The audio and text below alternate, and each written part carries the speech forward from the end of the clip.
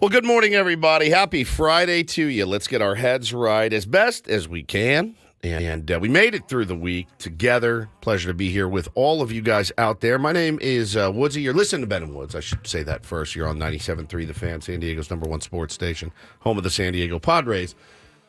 Whew, it's a mouthful. I'm Woodsy. That's Paul Reindl. He's our executive producer. Good morning, Paulie. Good morning. And to my left, Mr. Instagram himself, Benjamin R. Higgins, who is just in a world all his own most of the time. Most of the time. Good morning and happy Friday to you. Yeah, happy Friday to you. Is that not a good place to be? Be in a world of your own. Be your own person. Don't follow the sheep. Don't follow the herd. Don't be a lemming. That's not what I'm talking Be your own about. man. That's what I always say about myself. Yeah. I'm my own man. Yes, you're a real, like, James Brolin type. Just a real manly man following his own path. I called him Mr. Instagram this morning because I complimented him on an Instagram bit. You're in multimedia, by the way. Like you're in more media than anybody I know. You're on television, you're on the radio, you're on YouTube, you're on a few different social media, Twitch. Yeah, you're on a few different social media platforms. So he sits down and I said, "Well, hey, that was a really good bit you guys did." He goes, "What? Fill me in." I go on Channel 10 bit on Instagram yesterday. Can you be more specific? He goes, and I go, the bit, like the Instagram bit that you did yesterday. Yeah, no idea what you mean. I'm like, what? What in the world? Should have said the TikTok bit, because that's what it was. Was it on TikTok? Yeah. Okay, well, I wouldn't have seen it on TikTok. I saw it on Instagram. Maybe he's Mr. TikTok. Are you? Much to our surprise, he's making $5,000 a month. And just with that, TikToking. the 2023 season has come to a conclusion. Or Sammy an end or just something, whatever it counting is. stacks of cash right now from that bit. So I go, the thing that you did, and he's like, you have to be more specific. And he goes, hang on. He goes to Instagram and he goes, I better follow Channel 10. So he follows Channel 10 right then for the first I actually time did. ever. I found the story. I must follow them at some point. I just haven't checked it recently. The story, the thing that you guys did was something kind of like we did a couple weeks ago, a little one-off bit. This was funny to me. It says, testing news people on popular Gen Z slang. Yep. What do you think the word simp means? Simp. Simp. I would guess, someone who's not very smart, like a simpleton, a simp. Actually, you're not the first one who said that. No? All right. No, I was but going to say the exact same thing. so It's simple, but simp. Simp, it's easy. Yeah. no, actually, this means when someone does way too much for someone that they like. How did you come in here just to prove how old the sports guy is? She dragged your ass. She dragged you. It's it's like I remember when I first met my wife, she wouldn't go out with me, so I simped. I was a simp. Like texting her, like wooing her, trying to. I was simping for her. Does that make sense? Yes, now it makes sense. Yeah. I had no idea that that's Your what it meant. idea, though, of it being a simpleton, I mean, yes, it's the obvious. She said that's not the first person who said that. Yeah. That's what came to mind. I was sitting there. So let me set this up for you. Our new digital content reporter, and I'm feel bad about this. I don't remember her name. She's fairly new. You are on fire. She came in already Monster. filming in our office like 3 days ago. Yeah. Like just walked in with her phone going, and I kind of what is going on here? Well, you work with me, so you shouldn't be that surprised. And then I figured, okay, I know what Time. I recognize her face. She's the one. She's doing digital stuff. This is some digital bit, but there was no setup or anything. I wasn't given any prep time to go. I have no idea what the topic is here. I am just going to have to react, kind of like sitting here with you. Most of the time. You I just don't know don't what's know. coming. I have no idea. So just roll with it. And that's what we did. We just rolled with it when she walked in. Then I was not told, like, this is being posted later today or 4 days from now or ever.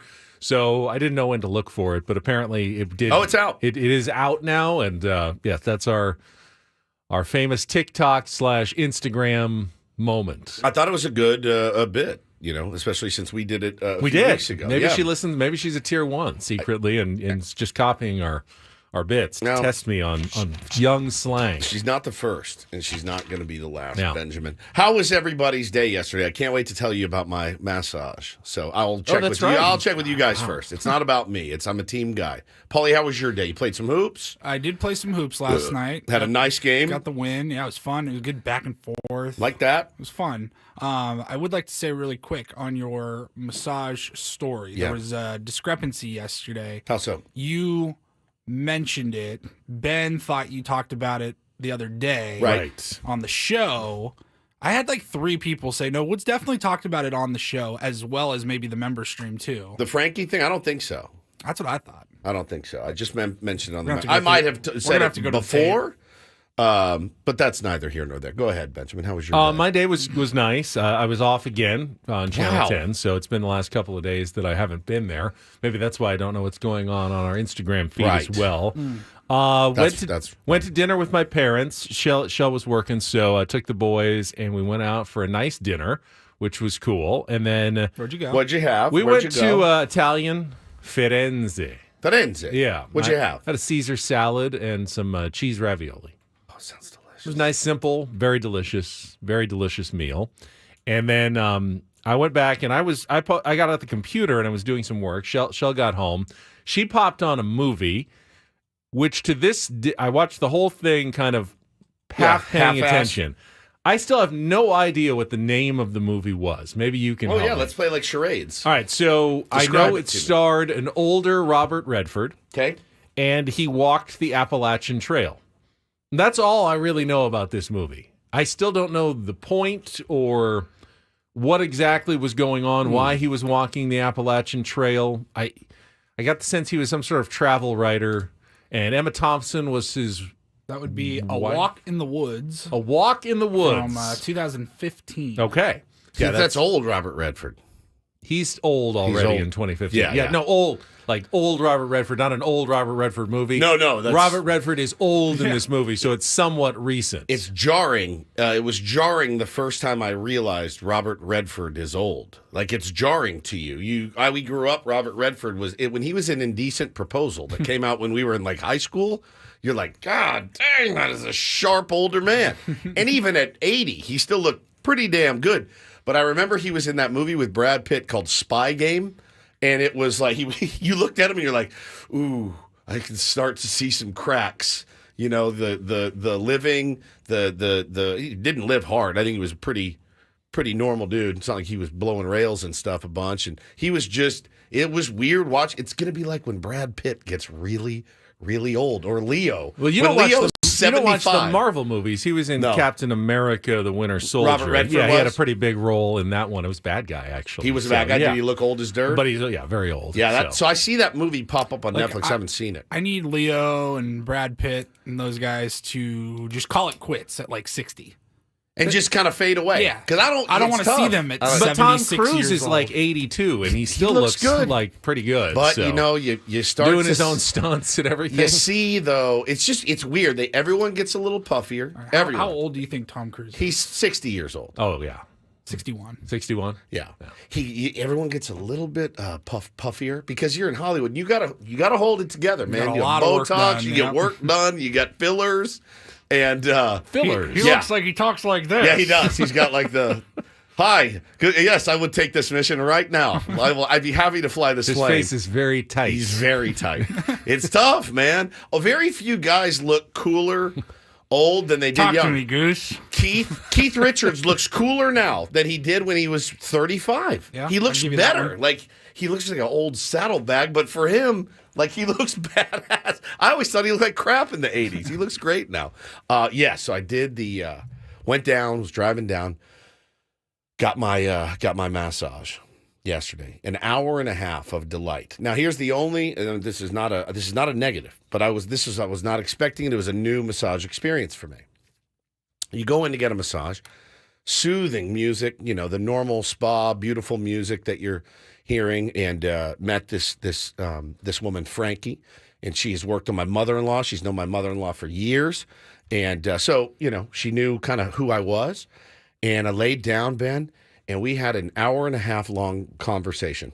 It didn't it didn't. There were no. Okay, just relax and let me. Free therapy. It was like therapy and a massage at the same time, and like body work. She got in there pretty good in some spots I needed it. But we had conversations. She's very well traveled. She's lived, she's had a really interesting life. Lost 2 husbands. Talked about that. Talked about loss. Talked about growth. Talked about art. Talked about music. Talked about everything. She used to work on Alan Arkin, which I found they became very good friends. Adam Arkin's dad. Alan Arkin, the actor, he passed away this April. recently. Yeah. He of Little Miss Sunshine, one of America's most brilliant actors, and she used to work on him. She said she worked on a young Andy Garcia, and I said, can I ask you a question about Andy Garcia? And she said yes, and I said I love Andy Garcia. You love it. Everyone loves Andy Garcia. Sure. Yeah. And I said, is he nice? She goes, you literally couldn't meet a nicer. Wow. And I go, oh, good. She goes, he's about 3.5 feet tall. She goes, he could barely see over the table, the massage table. I'm like, you're joking. She goes, oh, no. He's very short. He was the casino owner they robbed in Ocean's 11, right? Yeah. What a badass he was in that movie, too. God. You can see it's hard when a guy plays a not nice bad guy in the movies. You wonder, well, that's too easy for him. He must be a real jerk. He must be a fairly bad guy in real life as well, because that came so easily to him. But no, really nice guy. A sweet, sweet angel, apparently. And so we just had this.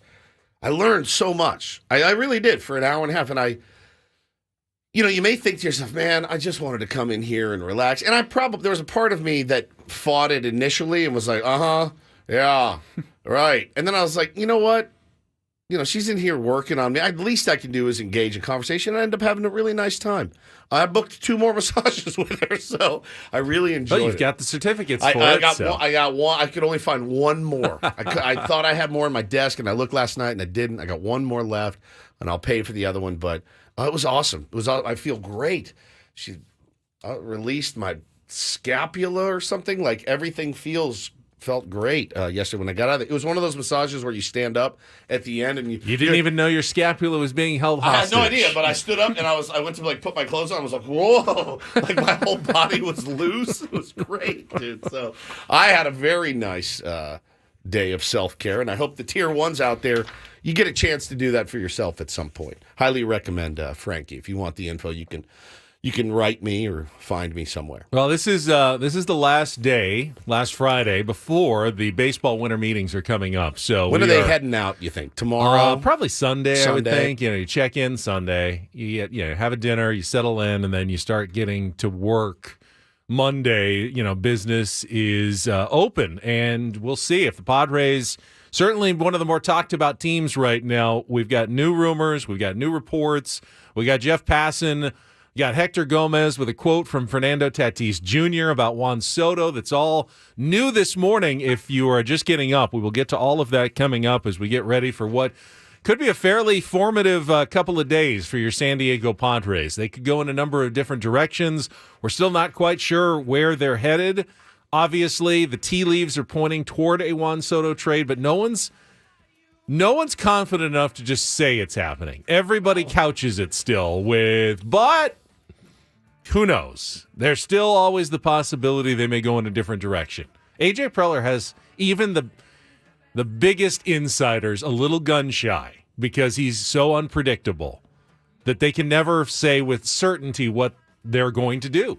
As the San Diego Padres offseason moves. So we will talk about that. We've got more Rolling Stones tickets to give away, the last pair, before they go on sale to the general public at 10 o'clock this morning. You need to know our Daily Ditty, final one of the week, Paulie's selection, Stones non-major hits coming up next. And then we'll get into it here on a Friday, wrapping things up for this week. And Sammy's going to be out at spring training, or at the winter meetings next week, so we'll have all the coverage for you. Yeah. He'll be there as well, but first at the winter meetings next week. So we'll get you ready. Coming Sam's up, just in Peoria next week. yeah, a little early.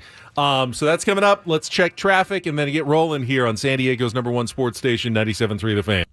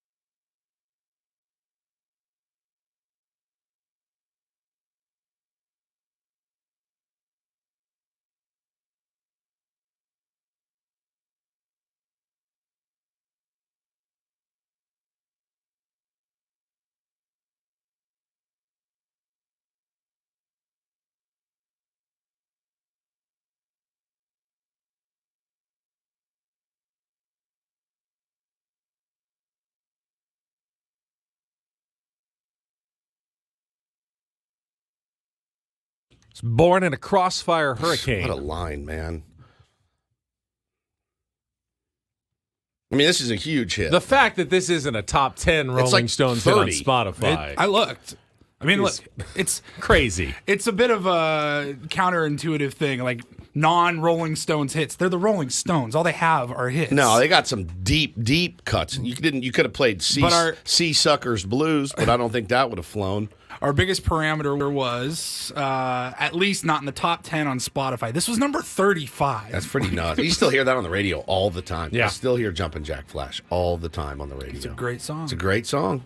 And, Easy one to remember yep. for later in the show when we give out our final pair of Rolling Stones tickets. But you need to know Jumpin' Jack Flash when we tell you to call later in the show before 10 a.m. to win the final pair of tickets for the concert at SoFi next July. It was also a pretty decent Whoopi Goldberg movie in 1986. Jumpin' Jack Flash. I don't remember that one. That surprises me. It's it was a she was in it, directed by Penny Marshall. Was she like a detective or something? I can't remember, but I remember I liked it very much. Or she was a bank robber. It was really good. Really good. One of the two. Sounds great. Was she committing the crime or I can't investigating it? I can't remember. Maybe neither. I don't remember. Oh, spy comedy. Yeah. But I remember seeing it when I was a kid and I liked it. Okay. Pretty good game last night, by the way. Did you watch any of it? Yeah, I watched the whole thing almost. Seahawks and Cowboys. The Cowboys pulled it out 41-35 on Thursday Night Football. Lots of scoring. I thought both teams played pretty well. For a game of the week that usually ends up being pretty disappointing, this one actually came through for the folks at Amazon. They got a decent game. And some people were framing it as, hey, the Cowboys finally beat an opponent with a winning record, which Seattle no longer has, but they did going into the game. I look, though, at the Cowboys, and Dak Prescott could be the MVP of the season. They are as dominant as any team at home this season. They trailed at home for the first time all year yesterday. I can't – they have no chance in the playoffs. They have no chance in the playoffs. No chance. Well, they're not going to win their division because Philly's going to win the division. So they're going to be the 5 seed. The wild card, the top wild card seed, which means to get to the Super Bowl, they're going to have to win 3 road games likely, including beating both San Francisco and Philly on the road. Yeah. Unless there's a crazy upset, which I don't see happening. I don't see Dallas doing that. I don't see them going on the road 3 straight weeks. A team that plays way better at home than the they Texas don't. Rangers just did it in the postseason. In the same market. They won every Yeah. friggin' home, every away game. This does feel like every Dallas Cowboys season. It does. Pretty good regular season. Yeah. And you can see the first round exit. Ugly playoff exit in the first round. They'll play probably the NFC South winner, And they probably which is win going to be that a game. 500 essentially team, whether it's the Falcons or the Saints or the Bucks in the first round on the road. That'll probably be a close game, and maybe the Cowboys find a way to lose that. But even if they win, then they go probably to Philly for the division round on the road. Something dark awaits them. And then even if they get past that one, you can see them maybe getting past that one, like big upset, familiar with the opponent. Then they got to go to San Francisco for the NFC Championship game. You think they really have a chance to win all 3 of those games? I don't. I really don't. No, you're probably right. I mean, the thing about the NFL, you never know. I mean, if somebody goes down, Jalen Hurts gets hurt, or it's right there in his name, actually, or Brock Purdy has a terrible game. I mean, it's the NFL. You play one time. You don't play 3 times. You don't play 5 times or 7 times. You play one time, and on any given Sunday or Monday or Tuesday or Wednesday or Thursday or Friday or Saturday, I agree, these but days, you've got to have it 3 straight times. Yeah, So, you got to get it all 3 times. That's different. And when it's one given Sunday, sure, you're never going to dismiss the possibility. But to do it 3 weeks in a row, likely all on the road. It was, for as good of a game as it was, score-wise, excitement-wise, was also like watching a Doug Eddings umpired Padres game, where almost every play or almost every pitch, you're like, oh my God, bro, could you miss more, or could you make more bad calls if possible? There were 748,000 flags in last night. Every play. Everybody was like flag, holding, flag, offsides, flag, whatever. It was absurd. All right, I'll give Dallas this hope. they need the 49ers to beat the Eagles on Sunday. Still on this. Okay. And then they thought we'd moved on to then the they next- they the- play the Eagles in their next game Right. at home. Right. So if they win both of those, they'd be tied. Okay. And if they can win the division, then they have a chance. Okay. And if the playoffs, I mean, if you're in the started playoffs, you have a today- chance. I don't think so. That my whole point is even if Dallas is in the playoffs, They don't have a chance. If they're on the road all 3 weeks without a bye, they don't have a chance. I do like what Gary said in the chat. He said the Cowboys are the Chargers of the NFC. Yeah. I think that is perfectly said. Chargers, They're horrible. They're this better year, than but the Chargers. yeah. this year, yes. They're consistently better than the Chargers. Over the last however many years, though, the Chargers win some games in the regular season. They get people excited. They get people thinking they could be a dark horse to win the Super Bowl. Yeah, every year. And you know what happens. Yeah. Yeah, Cowboys have. They blow 69-point leads I to the could see Jaguars. I could see them blowing out in the first round. I could also see them winning a couple of games. We'll see where the chips fall. But last night's game to watch was great, but also awful. I mean, no punts, by the way, which I thought was fascinating. There wasn't any Not punts one in the punt. game. Not one single punt last night, which is just insane. But those are two fun teams to watch, man. DK is a dream to watch. CD Lamb is a lot of fun to watch. That first touchdown that DK Oh, my scored, God, man. where Geno Smith threw that ball, 120 miles an hour. So good. And just a rocket. And DK catches it. And just He was already right behind Gone. the safety.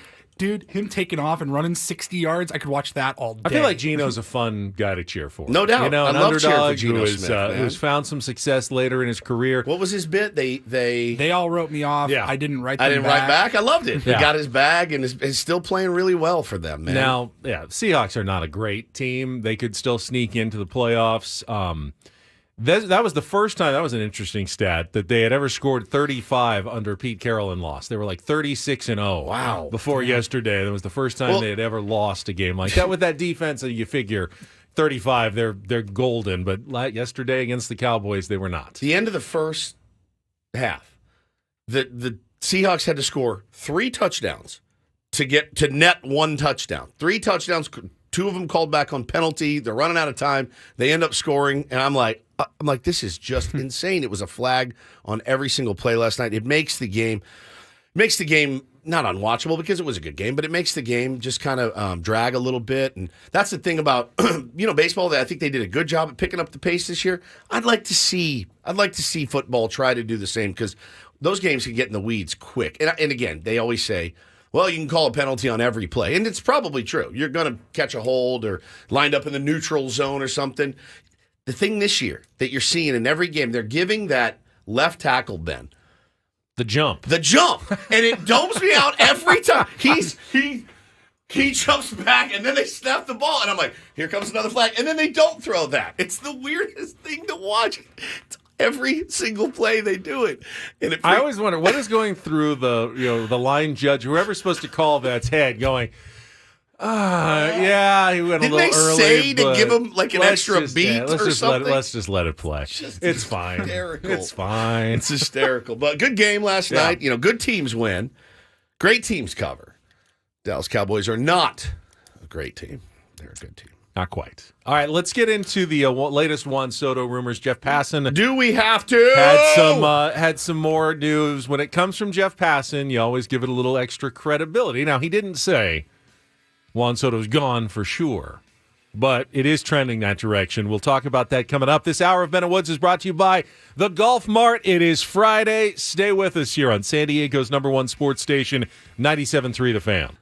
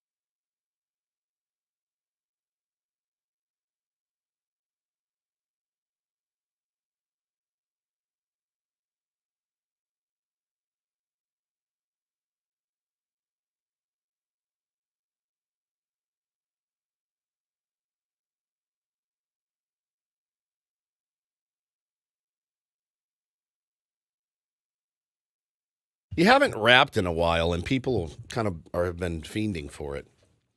I mean, we got nothing but We have time today. Literally nothing. How do you feel? I could Thinking come up about with it. one for Ben. I'm thinking about it. You can come up with one? Is it topical? I like when it's topical. I know. Who's been in the news? A good winter meetings rap.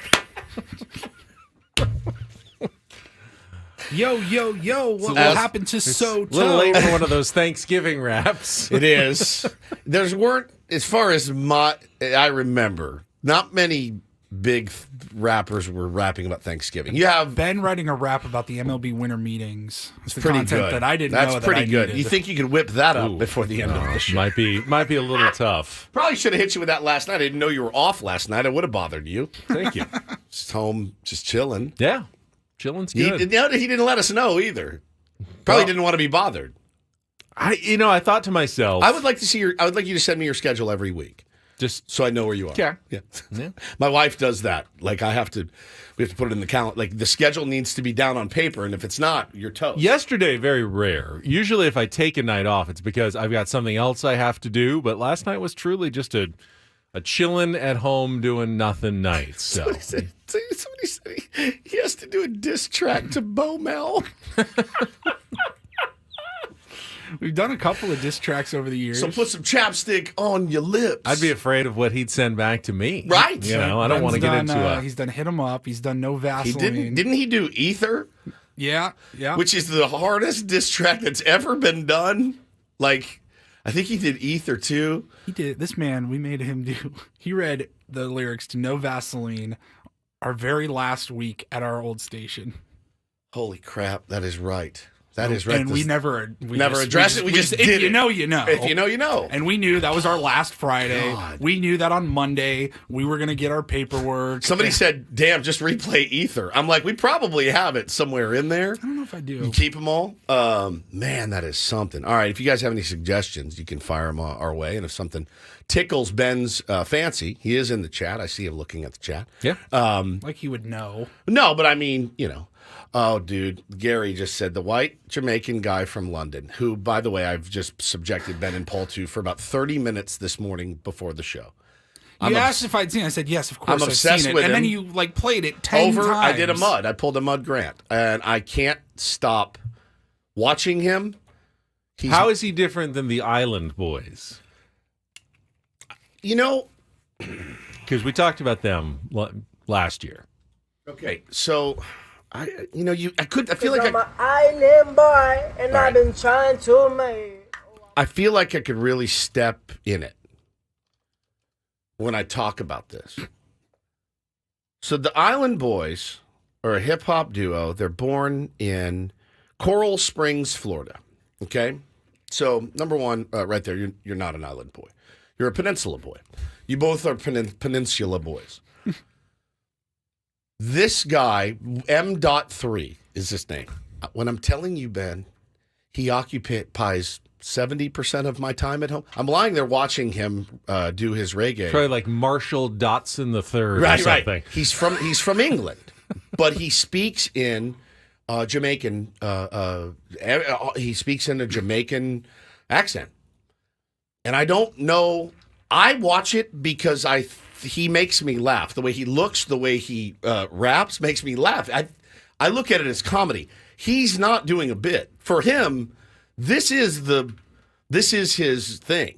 And I wonder how people feel about it. Is this like Tom Hanks's son? Doesn't he do Yeah, something yeah, similar too? like Chet Hanks. Chet Hanks. Right? And you're like, you're from Malibu. Like you don't. Your dad is Tom Your dad's Hanks. Tom Hanks. We've done this thing before. But can you play some M.3, Paulie, just for a second so people know what I'm talking about? I can't. He's got red hair, and he's fair skinned. And then to hear him, my kids are Bo is like, Dad, what is that? And I'm like, I don't know. I can't explain it to you, but it makes me laugh. It puts me in a good mood. You're bothered by it a little bit. No, though, I don't too. even You're think not. I am. I don't think I'm bothered by it. I think I enjoy it. It brings me joy, but not joy like, oh my God, that's a beautiful new song.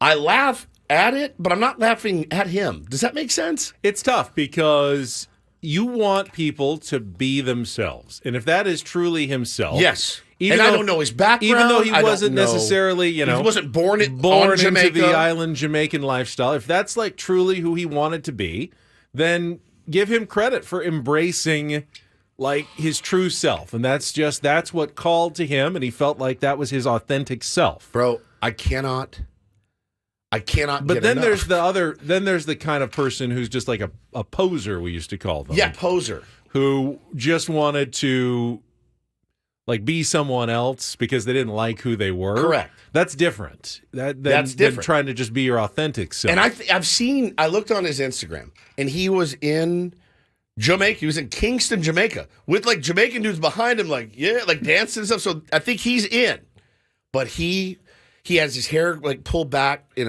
a man bun, or he has like braids. He makes me smile every time I see it and hear it. Is there any clip?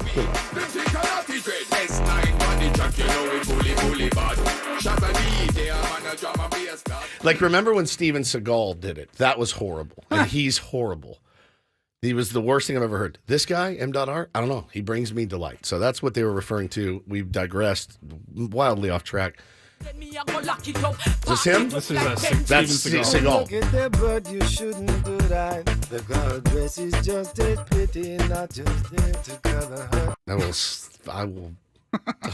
Apparently, the whole "I'm Jamaican" thing is maybe a virus that's going around. Potentially. This is old. This guy's been doing this a while. It's so good, man. Anyway, so let's talk some Juan Soto. Yeah, Benjamin. so we're going to check traffic. I honestly, when I read the first 8-9 words of Jeff Passan's piece on Juan Soto, I got excited for a second.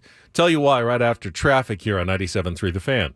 From the 97.3 The Fan Traffic Center, here's Kelly Danick. Traffic is sponsored by Valvoline Instant Drive-Thru Oil Change, or 15-minute Instant Drive-Thru Oil Change. Headaches for you on the coastline, southbound 5. This is all due to a crash just before Cannon. Only the right lane is open at this time, and looks like they may have closed the Cannon on-ramp to southbound 5 as well. This is all due to a wrong-way driver.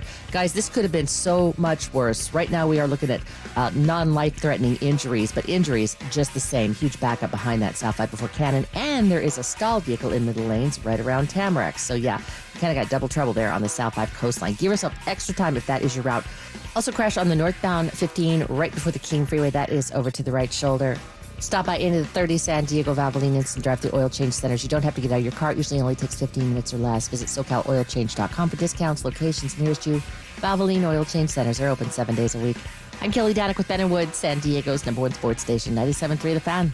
So under the Juan Soto section of Jeff Passan's winter meetings preview this morning, he starts by saying what looked inevitable across the industry a month ago. And I'm going, oh my goodness. He's about to say no longer appears to be the case, as the Padres are going to keep Juan Soto, or rumors of an extension are starting to grow. No, he after a few more lines, he gets to is edging closer to becoming a reality for the franchise. Oh, I mean, do we all agree? I think we all feel like we would like the Padres to keep Juan Soto. Yes. I thought that went without saying. I thought it shouldn't that go without saying? Should. Is there anyone who genuinely wants the Padres to get rid of Juan Soto for non-financial reasons? And by financial reasons, I mean also the inability to sign him to an extension. Now, We just spent the last entire season trying to tell people, Yeah, it was- Juan Soto's a good baseball. I felt like I had to sell Juan Soto but- more than normal So there people are would have people to out sell there Juan Soto. who think getting rid of Juan Soto is smart baseball because they don't like Juan Soto on the Padres. Yes, there are people. Those people would say. So none of us think that way. We now maybe it's smart business to trade a guy with 1 year left on his contract who is not going to re-sign with you. Maybe it's smart to, fill other holes and use your financial flexibility to add to pitching. But no one really just wants to get rid of Juan Soto for the purpose of getting rid of Juan Soto. There's no addition by subtraction. No, going this on isn't. here. This isn't one of those. Look, just eat it, man. It's Eric Hosmer. You're just gonna have to eat the 13 a year, or whoever else. No, I don't think. I don't think there's anyone out there. Everyone wants something back for him. If they want him gone, they want something astronomical back. If the for him. Padres drop though today, we have agreed with Juan Soto on a 12-year contract extension. Yeah. We'd all celebrate that news. Probably doing an extra show today for Adam. We'd probably be worried about, okay, well, how are they going to fill the rest of their holes, and what does this mean for the payroll? And filling talk this morning here on Benhamwood. Filling holes. Filling holes. God. Is, holes in the pitching rotation specifically. Correct. Okay, so I was excited, thinking maybe it's not going to happen. But Jeff Passan seems to be agreeing with all the other national writers who say Juan Soto is almost certainly going to be traded, and it very well could happen before the end of the winter meetings next week. That talks are ongoing with multiple teams. The New York Yankees, like most people seem to say, are one of the teams most directly engaged with the Padres on these trade talks, that there's a possibility of matching up with some of their players in the minor leagues. He brings up a couple of options like Spencer Jones, the local product from San Diego, as one of their top prospects who might be part of a package going back to the San Diego Padres. But he also brings up the Phillies, the Mariners. He brings up the couple of other teams that might be interested. Cubs, I think I saw. Cubs, yes, Cubs, he said, could Where be a is matchup. this articles? On ESPN Giants, Plus? yeah, all of his stuff is ESPN Plus. Yeah, that's right. I don't have that at all. About teams that would be interested in landing Juan Soto, even for 1 year. Now, he says there are some teams who just don't want to pay $33 million in whatever he's going to make in arbitration, so they're out. There's others who are really hesitant about trading for a guy in the last year of his contract and giving up a big prospect haul for one season. But looks like there's enough interest from teams that someone's going to give up a pretty good chunk of capital to acquire Juan Soto. Well, there is one guy in particular, though, that would like Juan Soto to stay here, Ben. His name is Fernando Tatis Jr. He's the Platinum Award-winning right fielder for your San Diego Padres. His quote to Hector Gomez was, "I want Juan Soto in San Diego. I think they should let us play again. Soto is a great teammate. I know that both of us producing at the highest level we can, it will be something special." Per El Rey de la Radio. So maybe it wasn't to Hector, but it was Hector transcribed it. Saying tweeted he said it, though. Saying he said it on a radio show. Good enough for me. So it's interesting to me. We had this conversation off the air this morning, and this could be nothing. It could be whatever. Would Fernando's words carry more weight had he been, just... Well, let's start with just that right there. If he said those words, does that change anything for AJ Preller? I don't think it if there's a budget constraint, no. It doesn't change. Hey, great. Yeah, Fernando, here's the deal. We want him too. We're up against it. We want him too. The team has seemingly made a lot of decisions over the years that players that Manny Machado wanted. Yep, for sure. Now you have Fernando Tatis Jr. locked up for another 10 years. Yep. Generational superstar. I wonder if are they going to start making moves for him? I wonder if there is a bit of quid pro quo with the San Diego Padres and Fernando Tatis Jr. I don't think it's necessarily a bad thing. As somebody that has screwed up 1 billion times in his life and had to work his way back to a position of where you would trust me again, that's not uncommon. So I do wonder if Fernando has a perfect, clean track record here, and he goes, no, I want him. Like, all right, and find a way to do it. It's not that they don't want him. It's not that they know he's not a good. They don't think he's a good player. It's. I don't know how much weight Fernando's words carry, not just because of what he's done, but also because if you're under financial constraints, that doesn't change because your star player wants to keep another one. I just said that. Don't we all just assume that Woods and Paul and I and most fans want Juan Soto to stay? Don't we also assume that most Padres players would like Juan Soto to stay? Fernando Tatis Jr., Manny Machado, Xander Bogaerts, they would like to have a good team. God, I would think so, man. Is this a surprise to anyone that Fernando would want Juan Soto? Hey, yeah, and if we could also sign Shohei Ohtani, that would be great, and let's get Yamamoto in. Aren't baseball players in the game of wanting to have more stars on their team? Or do you believe in the whole jealousy thing? Hey, I like to be the biggest star, and there's only so much oxygen in a clubhouse, and we can't have too many stars in here. Let's clear things out a little bit. I've never really gotten the sense that I mean, I know ego is a real thing, especially with professional athletes. But I've never really seen someone who doesn't want to play with other really great players. I mean, unless they are. I mean, you can probably ask. You can probably ask Barry Bonds' teammates, and they've done specials about him before. And they did a thing on. I was watching. Did they really want to get rid of him, though? Right, exactly. But if it came to it, they may have thought he was the worst. I can't stand him. He's the worst in the clubhouse.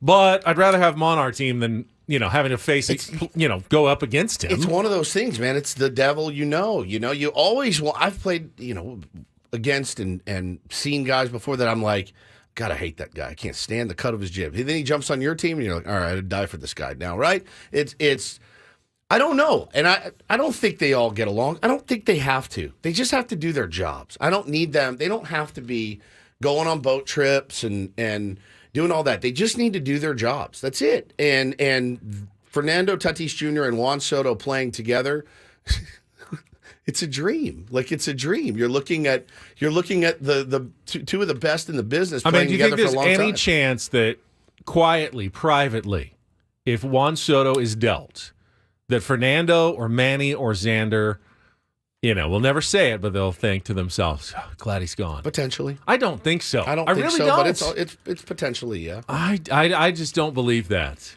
And maybe I'm naive. You know me. I always believe the best in people. Yep. But I can't imagine anyone would ever be happy to lose a great, player on their team. Now, I'm sure they can also be excited about, I like these guys that we've gotten. We need to get younger. We need to move in a different direction, and I can get excited about that. But they're not going to say Juan Soto, he was holding us back last year. I know it's not a Padres thing per se. A lot of teams move young potential superstars that go on to Hall of Fame careers. But it does feel like that does happen to the Padres quite a bit in their franchise history. For sure, there's been a bunch. This is a guy that is going to have a plaque in Cooperstown. Yeah, pretty much. And you're going to be like, oh, we had him for a year and a half. That was fun. I mean, Winfield, Ozzie Smith, Roberto Alomar. Gary Sheffield. You certainly have the list that Padres fans know well. Recently, Will Trey Juan Turner. Soto be the next on that list? We'll find out probably in the next few days, because in one way or another, the Padres need to move forward and start doing the other business of this offseason. We'll come back. There's a smaller market franchise that's trying a strategy that I wonder if the Padres should employ as well. We'll get to that coming up next here on 97.3 Man.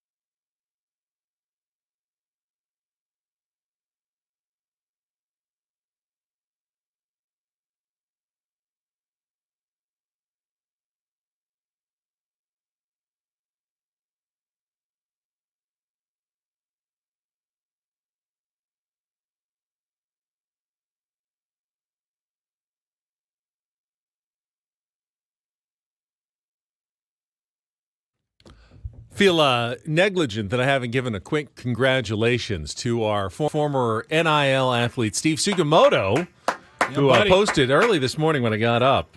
He has advanced through the second stage of Japan Tour qualifying and is going on to the final stage to get his tour card for next year. In fact, just the fact that he has made it to the third stage means he'll have some status on that tour next year. Means the chance to make some money as a professional golfer next year in Japan, which is fantastic. He didn't just advance, by the way. He was the medalist. 14 under with the lowest score. Just doesn't get you anything extra, apparently, for winning the whole thing. It's the only golf tournament, I think, out there where you don't get anything for winning. All you have to do is just advance. You just have to finish in the top, whatever, 20 it was. Yeah. And he first place, 14 under. So, bro, congratulations. Big step forward Stevie. for Steve Sugimoto. Congratulations to him. Keep grinding, man. We'll keep our eye on our favorite NIL athlete from the Bennett Woods Past, and our only one so far. So I brought this up. The story came out over the weekend that the Milwaukee Brewers are very close. I don't know if it's official yet, but taking their top prospect, Jackson Chourio, is that how you pronounce it? And he has not played above Double-A yet. Okay. And they are ready to sign him to a massive 8-year contract. 8 years, $80 million. I Yeah, believe? 8 years, $80 million to buy out all of his control years, his arbitration years, and then likely 2 years of free agency. So essentially, you'd be way overpaying for a guy who would be making the major league minimum for his first 3 seasons. Then you'd be paying, whatever he'd end up getting in arbitration for the next 3 years. You don't know what that is. That depends on how well he plays. And then, keep him from getting to the open market and knowing you've got him for 2 years of free agency where he could be an absolute steal when you're only paying him an average of $10 million. If he truly turns out to be a superstar, he could be a $30 million player that you're getting at a third of the cost. Played in Double-A. 9 games or something? 6 games? He played all in Double-A. He played 6 games in Triple-A. 6 games in Triple-A. Okay, he did get to a little cup of coffee games, in Triple-A. though. This is Chourio has only played 6 games. Oh, above Double-A. Okay, this will be the richest contract ever for a player who's not reached the big leagues yet. This is you're investing in something. You're investing in a company, a company that's brand new, and that can pay big dividend. It also can be a huge loss. Wander Franco is a perfect example of the Tampa Bay Rays. Finally go, okay, he's special. God. Normally we'd get to ARB year 2 and then we'd move him. But they looked at him and they said he's a freak of a talent and we're going to go ahead and do the big deal. They did exactly this pretty much. Before he had made his debut, I believe he had a long-term deal. And that didn't work out. But that wasn't for baseball reasons. That was something else entirely. You have to have the immense trust that this is the quality of character and player. Do you guys could he get hurt? Sure, absolutely. That's a risk with any single contract you sign. Throw that out the window. This is a brilliant move, in my opinion. Really? 8 years, $80 million, $10 million. What are they going to be? What position does he play? He's center fielder. He's an outfielder, yeah. What are you going to be paying for a 20 in 2 years? He's 19 right now. What are you going to be paying for a elite center fielder in 2 years? Yes, character, injury, they're risks. What about the other big risk? He stinks. He stinks. He doesn't. That not every top prospect comes up and figures it out on the big league level. They kill it in the minor leagues, and then they get to the big leagues, and they are overmatched. It happens more often than not, actually. So often. And now you've got a guy for $80 million, and you have no idea whether he's going to be any good on the big league level. It's not a huge gamble, though, in my opinion. I mean, look at what is the number one overall? What did Tim Couch sign for? You know what I mean? What do these guys sign for in the NFL? And I understand the NFL is a different animal entirely, but what does the number one draft pick from the NBA sign for? He'll play right away. Wasn't he a first-round draft pick of theirs? He's already signed that one, that first $7 or whatever, $1 million that he got the first time. You feel like it's just there's no need to do it? No, not no need to do it. I just don't know that there's, in baseball especially, the risks of not living up to your potential are greater than in other sports. If you have there there are notable flameouts in football and Jamarcus Russells of the world and in basketball that, a top 5 pick doesn't work out. But for the most part, by the time they get to the point of I dominated in college football, I was a great quarterback, I dominated in college basketball, you're pretty confident you can sign those guys right away. They're going to be contributing players. In baseball, it doesn't work that way. There are so many guys who rocket through the minor leagues and then they hit that wall because they can't hit a big league slider, at 94. Sure. I would say, though, 8 years, $80 million, that does put some pressure on him that maybe didn't need to be put on him. Potentially perform. as a 19-year-old. But it's, like you said earlier, it's only $10 million a year. It's not 8 years, $200 million. Let's say he flames out. Let's say you're not stroking him an $80 million check, right, to this year's cap. No. So it's $10 million. But for a franchise like the Brewers, that's an impact certainly on their. But you know what else? You know what else? What they can do. You know what else is an impact on them? When he hits ARB, if he's the next Ronald Acuna Jr., he hits ARB and they're paying him $25. And the Braves are the example here. Everyone's trying to be the Braves.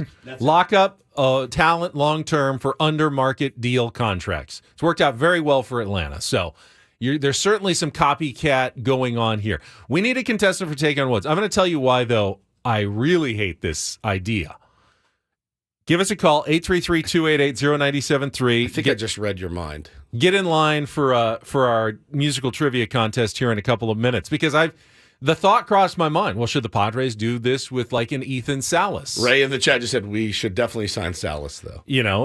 A young top prospect. You've got a chance to lock him up early. Plays in AAA for big a week. Money. Can we lock him up for 8 years? Big money. He's 2 years younger than this guy? And maybe you wait another year or so, but is this something the Padres should consider with a guy like Ethan Salas? Is this going to be something that changes baseball entirely, where all of these guys are now saying, this is what I want? Here's why I don't like it. What's the best case scenario?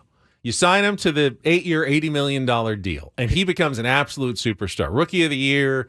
He rockets up like a Juan Soto. He's a generational talent, and you've got him at a fraction of what he could be making in arbitration. I mean, Juan Soto's making $33 million this year, probably in arbitration. Right. That'll never happen to the Brewers with Jackson Chourio. Even if he is the best player in baseball, he's they'll making have $10 him million locked bucks. up. So that's the best case scenario. In that case, though, do you really want to have a player? Is he going to be happy that he is massively underpaid? Aren't you creating a situation where you're creating he's now regretting, I should never have signed that deal. That was a huge mistake by me and my agent. And even if he owns it and goes, I can't do anything about it, is that the kind of feeling you want to engender? The best case scenario is you have gotten an absolute steal. You are ripping him off. You have basically ripped him off of $150 million or more that he could have earned. Isn't that just going to create a bitter ball player? I mean, in 6 years, you can always. I don't know that you want that. You can always extend him. You can, if he comes up in his rookie of the year, we're going to add 2 more years. Rework the contract, 100%. extend it, give him more money. Nothing's set in stone. Nothing's. Does that undo what your plan was? Hey, we wanted him cheap for long term, but now he's so good, we're going to extend him and give him the money anyway. It doesn't. Then why did you put it? It doesn't have to be the money. It can just be more money. A lot more money. It can be more money. Yeah, or more years or whatever. I have no idea. I don't. You really have to have a lot of belief in a kid to even consider doing this. But you see it in other sports all the time. And but I if you're going to feel pressured to give him his money anyway, if he's really, really good, then you've taken on a lot of risk, knowing we're still going to end up having to pay him huge in a few years. Yeah, I mean, but again, $10 million a year is not that much money if he hits the big leagues and is even a serviceable center fielder. It's not the end of the world, I don't think. This isn't a $300 million deal for a 19-year-old. It's an $80 million deal spread out over 10 years. How long? 10 years? 8 years? Yeah, I mean, it's $10 million a year. It's pretty much Jake Cronenworth's contract. Yeah, it's great. He got Cronen's $10 deal. million a year. It's $10 million a year, right? It's not too bad. I don't think. But is every kid going to want this Again, now? Jake Cronenworth's deal is not that bad. It's not. Everyone thinks it's a horrible, horrible deal. But you have no idea. Jackson Chourio may not even be as good as Jake Cronenworth 100%. in the big leagues. 100%. Yeah, it's a risk, but so is So is But investing at in a least stock or Cronenworth a did- company or whatever. Like, that's a risk. With Cronenworth, though, he came up. He went to 2 All-Star games, got some big hits for you. Like, you remember him Yep. Yeah, from the yeah. last couple of years. This guy played a week in AAA, and they're like, true. here you go. It's true. It was interesting. I think it's forward thinking. I do. I think it's forward thinking and looking at the future. And that's a team, Ben, that probably feels once he hits ARB, he's probably if he's as great as we project he will be, and what everybody says and what we know about him that only we know, the Brewers. We're going to lose him in those years anyway. Yeah, so well, if we can you're lock him only up. doing this because you're the Brewers. If That's you're the right. Yankees, you go, if he's No, great, then we let just him pay him grind. later. We paid him his $4 million signing bonus. Keep and- that carrot in front of him. Keep him working hard for the big deal. And if he's great, we'll pay him later. Yeah, 100%. But the Brewers can't afford to do that, Yep. so they have to try something different Yeah, as a smaller market team. Definitely a risk, but if you believe in him enough to do that, I don't think it's that big of a risk if he's a generational type player. All right. You got your thoughts. You can put them down in the chat. You can tweet us at Ben and Woods. We'll probably take some calls later as well. Right now, though, it is time to play the Friday edition of Take on Woods.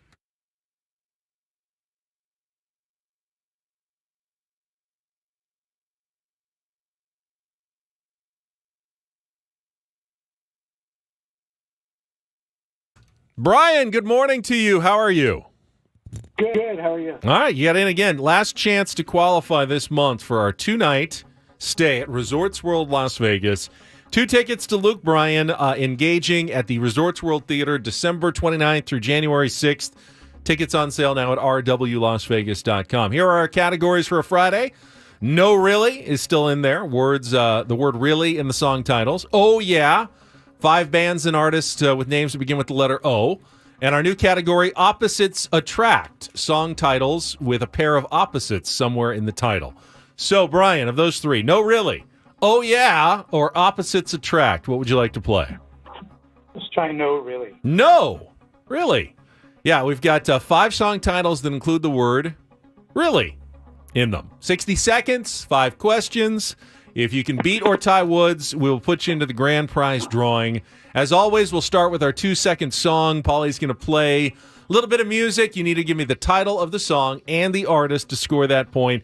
We'll go on from there. You can pass if you don't know one. Save some time. We'll come back to it if there's time left at the end. Brian, are you ready to go? I'm ready. All right, 60 seconds on the clock in the category. Come on, Brian. No Really. Your time begins when Paul plays the music. Good luck, Brian. Let's take on Woods.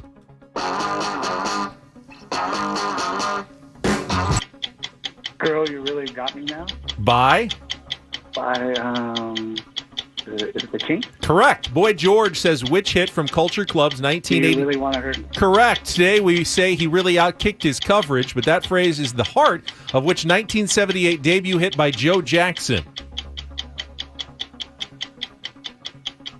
Is she really going out with him? Correct. I Don't Like You, But I Love You is the first line of which 1962 hit by Smokey Robinson and the Miracles. Yeah. You really know your stuff if you can tell me which song with an 8-word question as a title was the first recorded by Chicago for their 1970 debut album.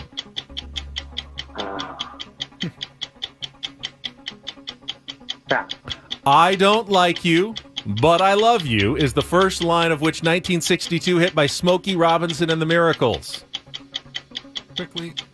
I have no idea. That's all right. You got 3, and those last 2 were tough. That one's You Really Got a Hold on Me. And then the last one, very tough. Does anybody really know what time it is?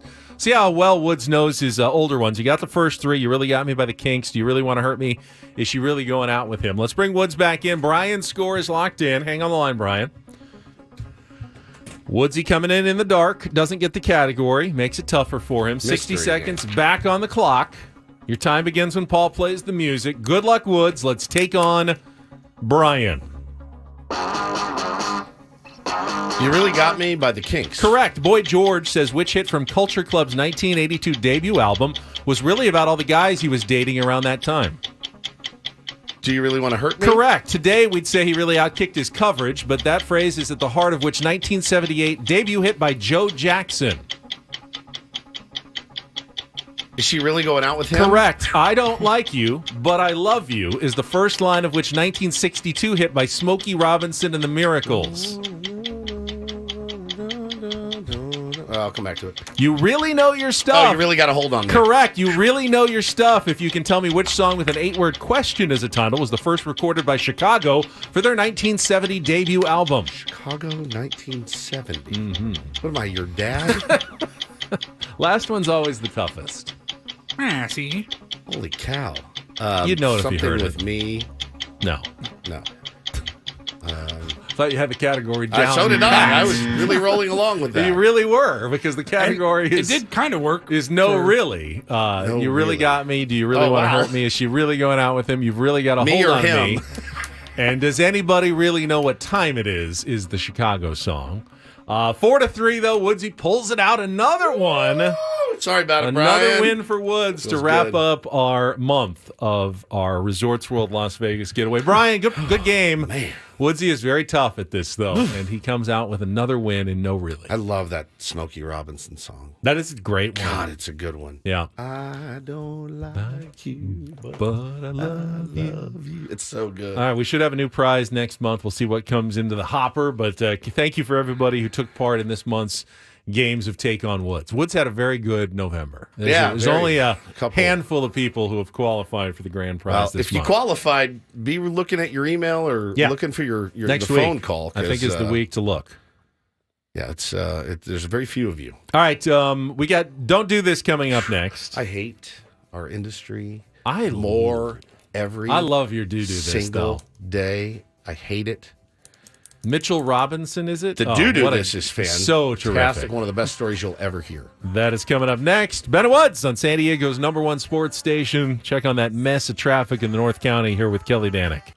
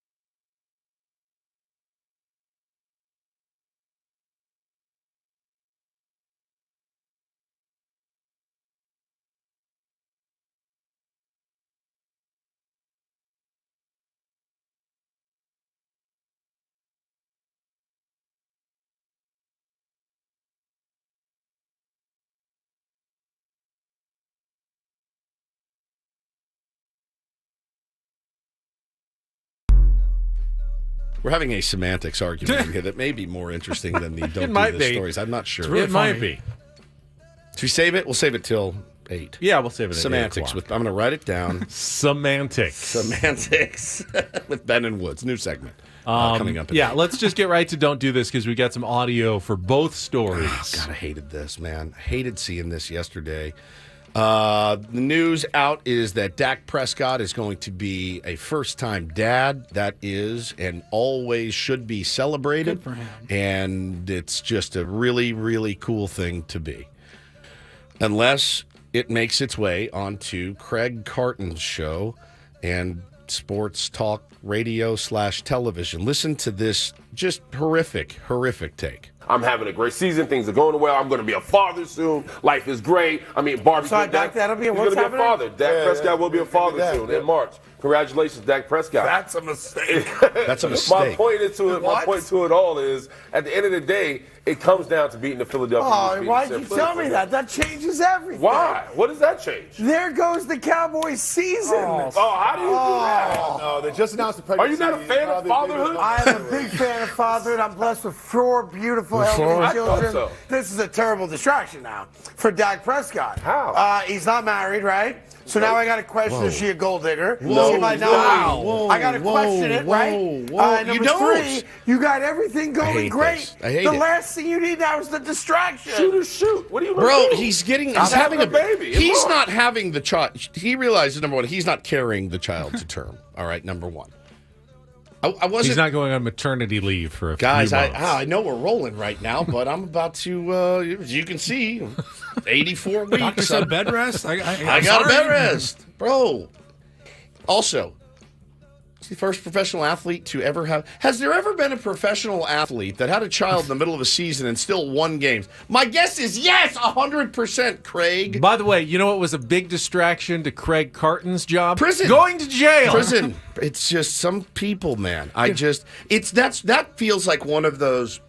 Now, is it a major life moment? And can it occupy a lot of your time? Sure. If you're being a good dad, it should occupy. The kid's not even due till March. A lot the of your Super Bowl's time. in January. We're good, Craig. Yeah, we're fine. You for at least for this season. Now, Yeah. is it something that can be a time-consuming part of your life? Yes, but almost every athlete has a child. Is it also something that can give you focus 100% and make Change you a my better life. person? Change my life immensely. And even prioritize the things that matter more: family, work. Supporting that family, Correct. doing everything you can. The gold digger comment was way out of pocket too. Totally they're uncalled not for. married, so I have to question if she's a gold digger. You don't. That's actually like the really crap It's a really thing to weird question thing on and your weird. end. Man, Des Bryant got on Twitter and just lit him up Good. and was like, I'm coming for all you hot take merchants out there. It's just the worst type of radio. It's the worst type of television. I hate it. It's not something that ever needs to be questioned. That man's personal life is his personal life. He's having a child. Pipe down. Gnarly, man. Gnarly. I hate it about this business. And that's the direction it's going. And I'm going to fight it for as long as I can from my little studio here. Let's go right to do this here today. DD Mega And Woodsy Doo-doo. sent this along last night. My heart. Oh, my heart. I mean, don't do this is stories about oftentimes athletes who do the wrong thing. So when you see one that's going above and beyond and doing the right thing, love to focus on this. And this story involves Knicks center Mitchell Robinson. And this came out, yesterday, Thursday night's game, Knicks Pistons. And they had Mitchell Robinson's high school coach on the television broadcast, William Butch Stockton. Giving him a little interview. Who was there. I was like, hey, let's find out more about Mitchell, what he was like in high school. Standard. But this interview goes in a direction that you'll never even blew me away. Imagine. The fact that you two are roommates this season, how did that come together? What? First of all, my wife passed away in September. And Mitchell, when my wife's in the hospital, Mitchell came each day to visit her. And came very close to myself and my wife. And after the funeral, Mitchell told everyone that he was going to bring me to New York with him. He said, Coach, there's no reason you stay down here in Louisiana anymore. You come to New York with me and enjoy yourself and get your mind back straight because you know how much you loved your wife, how much I loved your wife, and it's just been a great situation. That is makes me want to cry. It got me, man. That is It's so sweet. unbelievably sweet and kind and amazing. And I was laughing, like, of course, your mind goes to professional athlete, New York City, right? I mean, also, really good move to keep you grounded. Like, move your high school basketball coach in with you, keep you grounded a little bit, but also to take care of him. It's obviously he's a really special human being. Read another story about him. This is also the plot of like a 1991 sitcom. Yeah, which is for perfect. sure. Oh, it's genius. Somebody needs to write this, man. So good. Like a modern day Odd Couple. The old couple. 78-year-old basketball coach in Louisiana living in New York City with a 7-foot NBA basketball center. I would watch the S out of that program. Apparently, this Mr. Mitchell is a very kind man. Went to get some work done on one of his dogs, just kind of a checkup. Took him to the vet and was very moved at how well they took care of his dogs. Bought lunch for the whole office. Got food for everyone. Just a really good dude. But I thought I did have to laugh. And thinking about again, he's second-year player, I believe. Second-year player, New York City, playing for the Knicks, right? Got to experience Coach said his wife was in the hospital in September, so the season hadn't started yet. Right. No mini camps or anything like that. So he left New York, went to Louisiana, and visited her every day. Yeah, every day. Amazing. And then, but they get to New York, right? And you got to experience the lifestyle. I would imagine a little bit. Hey, Coach, might be bringing a lady friend over tonight. If you could just get those earplugs I left by your bed. Well, this is episode 2 of the sitcom. That's episode where 2. There's a tie wrapped around the door, but the coach doesn't know what that means. How about this? Oh, that would be bad. I was going to say it's the coach's tie, but that would be too soon. That would be too soon. That's like season 2. Yeah, but the coach doesn't know what the tie means, so he walks right in. Coach, there was a tie on the door. I don't know what the tie's for. I don't know what that means. I thought you were having a party. I thought you wanted me to tie this for you. Fun was going on in there. I thought you wanted me to show you how to tie, son. It's brilliant. We do have some news in baseball, gentlemen. Oh, God. What's up? Nothing crazy. Oh, God. Teasable or breaking? Don't do this with Ben and Woods on 97.3 The Tease Fan. it? Shall we tease it? It's interesting. No, it's not nothing crazy. Ken Rosenthal just says the sources confirm Marlins hiring Gabe Kapler as assistant GM. Team was intrigued by his success in player development during his time as Dodgers farm director. Wow. Interesting. Skip V. Kapler, shirtless arm wrestling in spring training. Skip, if you're listening, make it happen. I need a video. I'll send you guys a couple Ben and Wood shirts on the house. Those are on me. Shirtless, winner gets the shirt. That's interesting to go from manager right to assistant general manager, though. Yeah, jumping over. That's a very intriguing. Can I bring up? I read after. I'll do it after Craig. But I popped onto Gabe Kapler's blog one time and read it. I think I told you his ideas. I read them and I went, "These are the writings of a crazy man." And then the more I thought about it, I went, "Or he's a genius." Remember that idea he had about relief pitchers? Yeah, it's pretty interesting. I do. Now, Mike Schilt versus Bob Melvin shirtless arm wrestling. I think Bo Mel wins it. Schilt's I don't know. I think Schilt's pretty determined. He is determined. They both got that old man strength. Bob's, he's got the ex-athlete. He's a catcher, so he's definitely got the strength there. But I feel like Schilt does not want to lose any competition that he's in. I could be swayed. But I need Skip and Kapler out running spring training, just doing push-up contests every day. This is more like a 2007 sitcom where you've got the two beefcakes, really handsome baseball guys living together. They should be gets canceled after one roommates season. in Miami if you're this the year. manager, you do not have to have a roommate. This isn't Odyssey, okay? No, if you're this an NBA player, you don't need a roommate either. This is a professional organization. All right, we'll come back. It's Ben and Woods. Talk a little bit more about the winter meetings coming up and what the Padres may or may not do Craig next. Elston And we're going to do the same thing we do every single Friday. I thought that was 7:35. 7:35. All right, He's lost his 7:35. mind. Craig Elston is next here on 97.3 The Fan.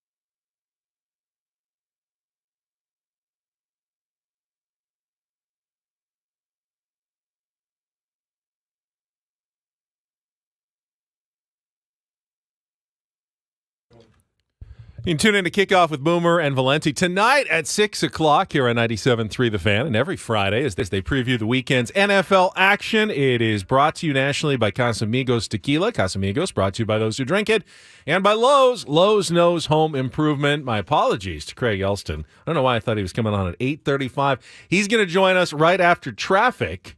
Next year. He's been at 8:35 like a couple of times, but It's also 98% of the It's time usually over the last 7. No, you're right. 4 years. You're right. My mistake. My also, mistake. right here on the He is standing by next here on 97.3 The Fan. From the 97.3 The Fan Traffic Center, here's Kelly Danick. Traffic is sponsored by Air Max, San Diego's highest-rated heating and air conditioning company.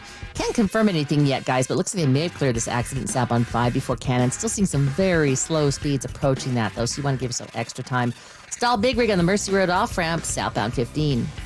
Looking for the best in HVAC? Choose Air Max, San Diego's highest-rated heating and air company with free diagnostics on all repairs and estimates. See why over 1,100 happy customers have given Air Max 5-star Yelp reviews. See Air Max today at airmax.com. I'm Kelly Danick with Ben & Woods, San Diego's #1 sports station, 97.3 The Fan. So Paulie tells me that Craig Elston is on remote this morning as he joins us here on Ben & Woods on 97.3 The Fan. Good morning, Craig. Good morning, Ben. Good morning, Woodsy and Paul. I'm greeting you from chilly Mount Woodson Golf Club, where the San Diego Sockers have their annual golf tournament, teeing off at 9 a.m., and then the season opening match Sunday at 5 at home. So very, very busy week in Sockers land, and this is our annual thing that kind of kicks off the season. Back to the grind, Craig. The Sockers, I got the Seals next week. It's a whole different type of year. You're obviously a lot more involved than I am. I show up when the home games are, and that's pretty much it. For you, man, how's the squad looking? How are you feeling? Well, this is going to be a truly historic season for the Sockers because it's the last season that they're going to play at Pechanga Arena. Yeah. Front Wave Arena, the new arena being built in Oceanside, is well underway. Scheduled to open sometime late summer next year. Plenty more news going to be coming out of that in the coming weeks and months. But so this is the last run for the Sockers in a building where they've won 12 of their 16 championships all time. There's just so much history. In fact, we had a practice there last night, guys, and at a point where I couldn't be used, I was like literally jogging around the concourse just to get exercise. And like, that's one, you go by and you see Flea and Pavarotti and Garth Brooks and all of these murals and pictures of the kind of the ghosts of the history of the arena. And then right there is Ron Newman and Gene Wilrich and Julie V, holding up one of the 10 championships they won in the 80s and 90s. It's just ingrained into the lore, the history, the culture of San Diego sports. So I think it's going to be a really, really special season. Our team is the best team in the league. I mean, we're literally 45-2-1 the last two regular seasons. 45 wins, 2 losses, 1 tie. So we're the top team in the league, loaded for bear, championship or bust. And for this year, there's a little extra special sentimentality to it. All right, Craig is a smart guy. Are we missing anything in these Juan Soto rumors and trade talks? Is this a financial play, the Padres, whether it's the debt service rule or simply having to scale back payroll? Is this a payroll play? Is this we've got to find pitching play if they're going to trade Juan Soto? Is this a smoke screen? How are you reading all the rumors that we've seen over these last couple of weeks? I think you have to take on the face value side that the club is in danger of being a 4-time consecutive CBT offender and being over the second apron 3 times in a row. The amount of money that you have to pay just in fines for that luxury tax is in the tens of millions of dollars. And so if it is spending Peter Seidler's passing, I heard you talk about this yesterday, Ben, and I completely agreed. Like you always had this ability before to kind of hold off all of that talk and go, yeah, but it's Peter Seidler. He's he could just crack the checkbook and say, I don't care. Kind of like the Golden State Warriors do, where they go over the third apron and just pay like $200 million in taxes, and it doesn't matter. But that's gone now. But I do think there is at least I don't know if it's one I agree with, and I tend to agree with Paul, who has always been like the 100% don't trade Soto. But there is a baseball argument to be made, and it's that when you made the trade, you did it, and I remember us all talking about it at the time, going, well, and if something goes wrong, you could trade him. And this is the time to do that. It's now. It's not the deadline. At the deadline, you're getting a rental. Yeah, more teams are interested, but you're going to get so much less. But if you're trading Juan Soto at the deadline, it means you haven't had a good year. Yeah, I mean, I've totally dismissed that as a possibility, Craig, because if you keep Juan Soto, I feel like the odds of the Padres being out of it at the deadline are pretty remote. You'll have a good enough roster that you should at least be within a few games of a playoff spot. I mean, and if you weren't, then you made a huge mistake in not trading him in the offseason. Right. So to me, there's a way to do this and keep Juan Soto. And in fact, just to have a little fun with it, on this week's Padres Hot Tub, each of us tried to come up with a couple of names of pitchers that you might be able to actually go and get that wouldn't break the bank. And in this case, we're even looking at $10-12 million as maybe potentially breaking the bank in a situation where you keep Juan Soto. So do you mind if I just toss a couple out there? Fire away. I thought Severino was going to be one of them, and then he went for $13 million. Yeah. And I'm going, are there any pitchers that don't break the bank anymore? All right, here. I've got two for you guys, and then maybe a third, okay? The first two are trade possibilities. And this is my favorite of the group. It's the buy low with the Toronto Blue Jays to try and get Alek Manoah. This is a kid who's 25 years old. When he was 23, he got Rookie of the Year votes. When he was 24, he got Cy Young votes and was an All-Star. And last year was a really bad year for Alek Manoah. Things fell apart. He got demoted to single A. There was conflict between he and the organization. There was questions made to his character. This is an all-star who is pitching at 24, and he's 25. And if there's a time to trade with the Blue Jays for Alek Manoah, it's now when they're not keen on the kid. This is where you could literally buy low. You could not trade any of your top 5 to 7 prospects potentially and get an actual true live arm that you pair with Ruben Niebla, you put in a completely different situation, take him into a different country, different side of the continent, and see what you can get. If you want to find someone to replace Blake Snell type pitching, you need to go for elite stuff. And Alek Manoah had one of the best sliders in baseball in 2022. It was a bad pitch in 2023. And if there's one guy that I think knows a thing or two about that, it's Ruben Niebla. So Alek Manoah, name number one. Your thoughts? I'm all for it, and again, like you said, it's not going to cost, I don't think, major prospect capital to get him in here. Some of the stuff last year was pretty concerning, but I mean, it's not like there's not character issues and issues already. I don't think he makes your team worse. I think maybe a change of scenery, old change of scenery. But you know what, man? I'm always reluctant to trade for a hitter here. A pitcher doesn't concern me. It just doesn't. I think Ruben has that kind of magician's touch with a lot of guys. We've seen what he's been able to do.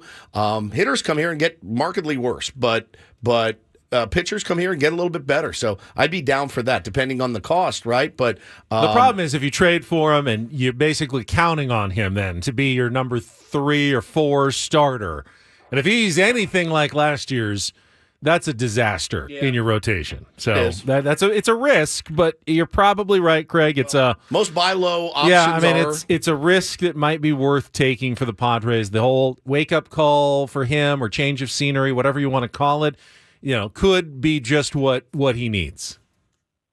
Pitched to an ERA under 3 in the American League East. That's kind of all I need. I'm looking for upside plays here, right? I'm looking for buying dips and getting potential upside. And the second name I've got for you, I will say straight up, is not a sexy name. He was a very frustrating name when he was pitching against us a couple years ago. I'm going to give the Angels Perrin Manassian a call and see if we could swing a deal for Tyler Anderson. Tyler Anderson has 2 years, $26 million remaining on his contract, and he did not pitch anything like the Dodgers last year. High ERA, high whip, gave up some homers. It all kind of fell apart.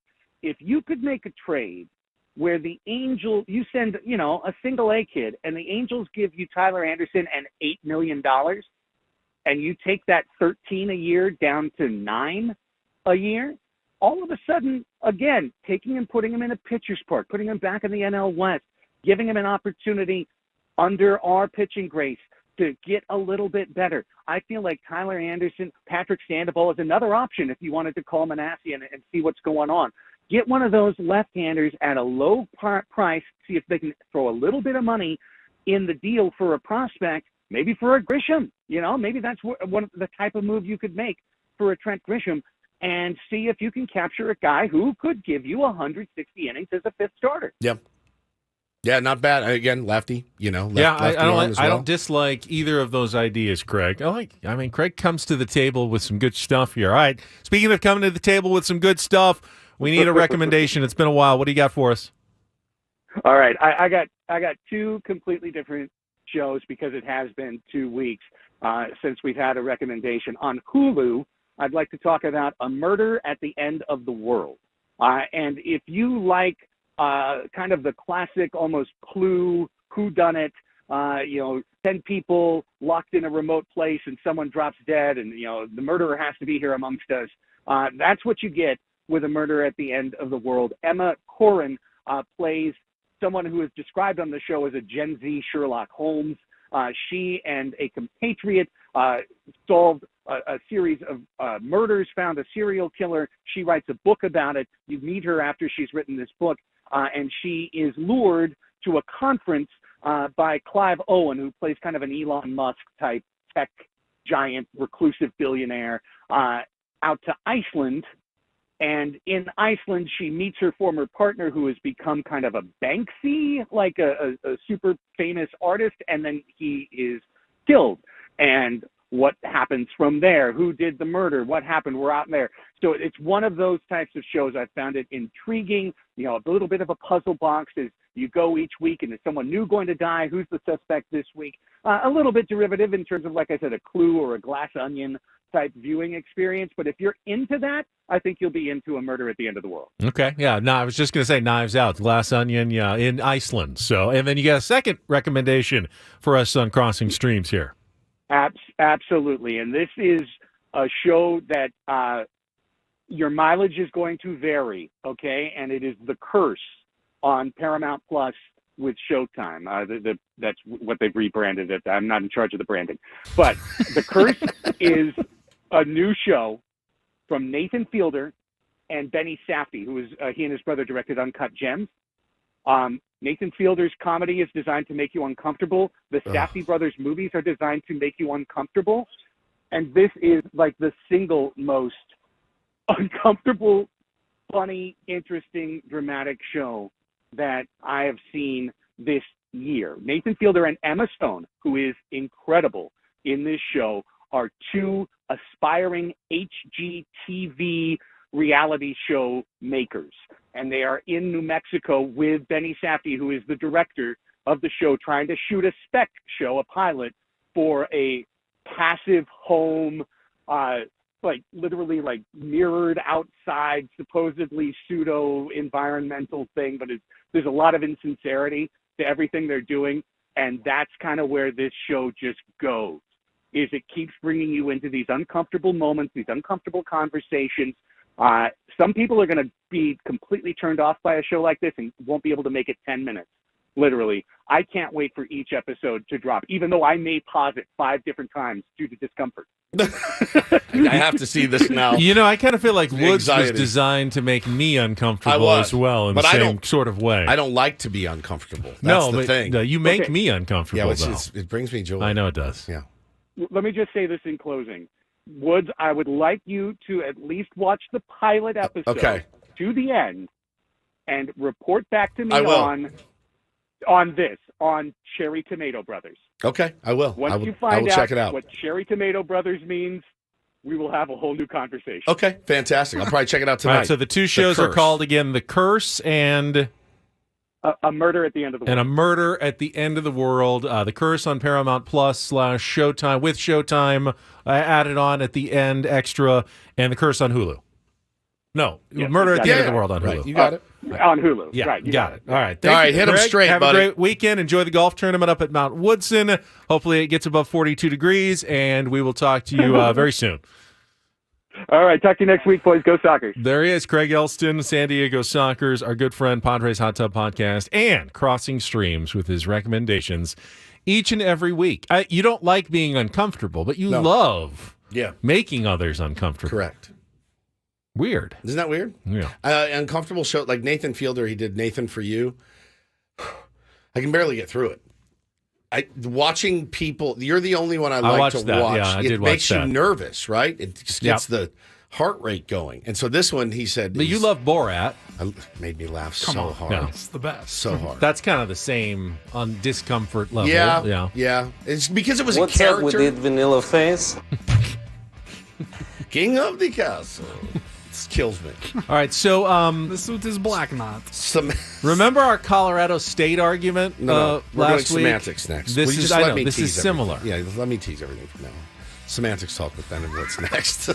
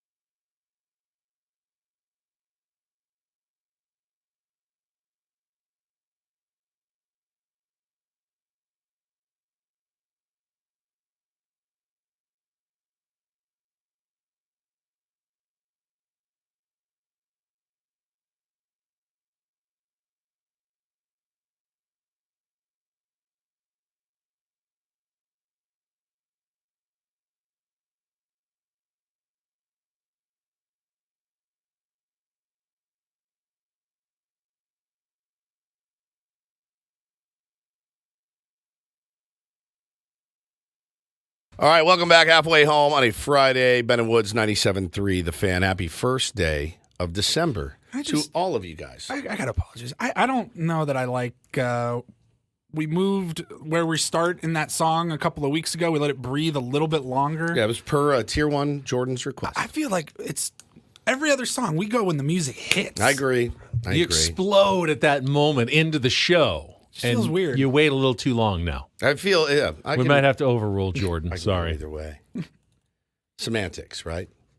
Semantics. So that's our Friday open, in which we have Daniel Craig saying, "Ladies and gentlemen, the weekend." Ladies and gentlemen, the weekend. Fantastic. The weekend. This weekend.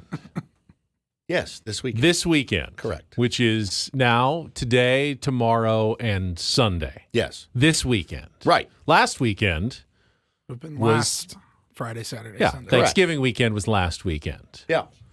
Next weekend is next weekend. Or is it this weekend? Is it also the next 3 days coming up? Is that the next weekend? That's technically the next weekend. The next but weekend next is weekend like is 8 days from now. We had this argument off the air earlier today because Woods, I keep saying, said about the Padres this season of the San Diego Padres. Yeah. And no, the guy do it for this season. This season. Right. Which is 2024. But what was the season we just had? Was that last season already? Yes. Yeah. Is the World Series over? It is. Then it's last season. Next season is 25. If I said Juan Soto had a great year this season. I don't know about that. Next season is the year 25. Next season is 2025. March 28th, 2024. No, that's this next season. No, next season is definitely the season that starts in 3 months. No, 4 months. that's this season. That's next. That's we're also not in a season next, right now. That's So next it's season. also or either or? Well, next season is clearly 2024 right now. 2025 is next season. 2024 is this season. Like we're the World Series ended, the last out. I see what last you're season. saying. When I you're say forward looking, we need to sign so and so for this season. I don't mean the year that we just had because that can't happen. Okay. This season's over. But Sorry. if you said we need to This sign so and season's so for just next started. season, you're not talking about 25. Free He's a for free 20 agent next season. No. I think as you get closer, this is the semantics argument we were talking about. I think you have to be close enough. If you want to pass over something as next, because technically the word next means what follows in a sequence. And right now, what follows in the sequence after last season, or that you said last season just ended. So what comes after the last season? The next season comes after the last season. This season. We're in that purgatory, that middle area right now. If we get to spring training and you start saying next season, you mean 2025. Yes. So just like with the weekend. But what's the difference? If I on Monday... okay, has free agency started and are players moving teams for this season? This offseason? Right. Have they started doing it for next season yet? No, they haven't. Certain guys You can will say be, maybe this Ha-Sung- coming season. Ha-Sung Kim. What is the next season to happen? When is Juan? What is the next MLB season to happen? When does this season start? Next year. When? March. In March. When will Juan Soto and next Ha-Sung Kim be free agents? What's the Hold on. When will they be free agents? After next season. Next season. After next No, season. they'll be free agents next season. Not this season. They're not free. They'll be free agents next season. After 2025. next season. No. Next season. You're putting after. You don't need it. I think All you have Paul, to say is I next think season. Paul is right. Oh, There you is guys are insane. there's a time element to it. If I on Monday say, "Hey, what are you guys doing next weekend?" I'm referring to the immediate Friday, Saturday, and Sunday that follows that Monday. Now, if I said it today on a Friday, yes, I'd probably be referring to the weekend still that's a week out from us. Next weekend, not this weekend, December next 8th. weekend. So somewhere there is a gray area in between. Like a Wednesday or Thursday. If you're talking on Wednesday about next weekend, wait, are you talking about this one that is coming up or the one that's following? Look, I think Similar we get to a February, baseball season.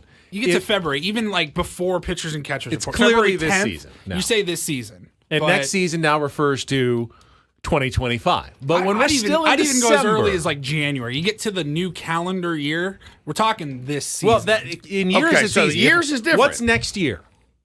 Next year is 2024. 2024. Right. And until December 31st, next year is 2024. and this year is 2023. Can we just replace season and year? Yeah, Matt says in the chat, there is no current this season. Sure there is. This is the off season. There is no season right now. There is. Nobody is playing games right now. You're There's adding off in.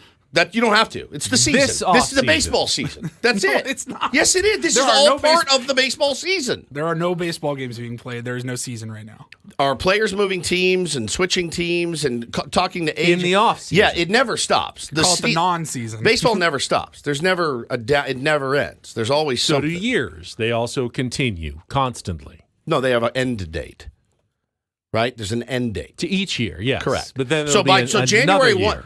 This is funny because in 4 weeks you're saying on January 1st I can then say when I say next season you guys will go, "Oh yeah, 25." Yeah. It's stupid. It makes no sense. It's the same thing. So but if you said it's weird because if you said the Padres really blew it this season, you know exactly what I'm talking about. Yeah, obviously. We haven't seen them play this season. And if I said the Padres blew it last season, you still know what I'm talking about. Sure. I'm not talking about when they went to the NLCS. I'm talking about when they didn't make the playoffs. Right. But so is now 2022 was 2 seasons ago. Yes. Yeah. So if I said the Padres went to the National League Championship Series last season, but this season they fell flat on their face. Yeah, that would work. No, it wouldn't. I can. Sure it would. No, you just said maybe not logically, but I can follow this what you season mean. is 2024. It can be both. So you would say the Padres went to the National League Championship Series 2 seasons ago, but last season they fell flat on their face. What I would probably say is the Padres went to the NLCS in 22. That's probably how I would phrase it. But this season is now. We are in we're in it. We're literally talking about it every single day. 2023 is last season, which means 2022 was 2 seasons ago. Yeah, I'm not worried about 2022. I'm talking about now, like next and this. We don't need to go 4 years ago, right? All on this next season is 2025. When will Ha-Seong Kim be a free agent?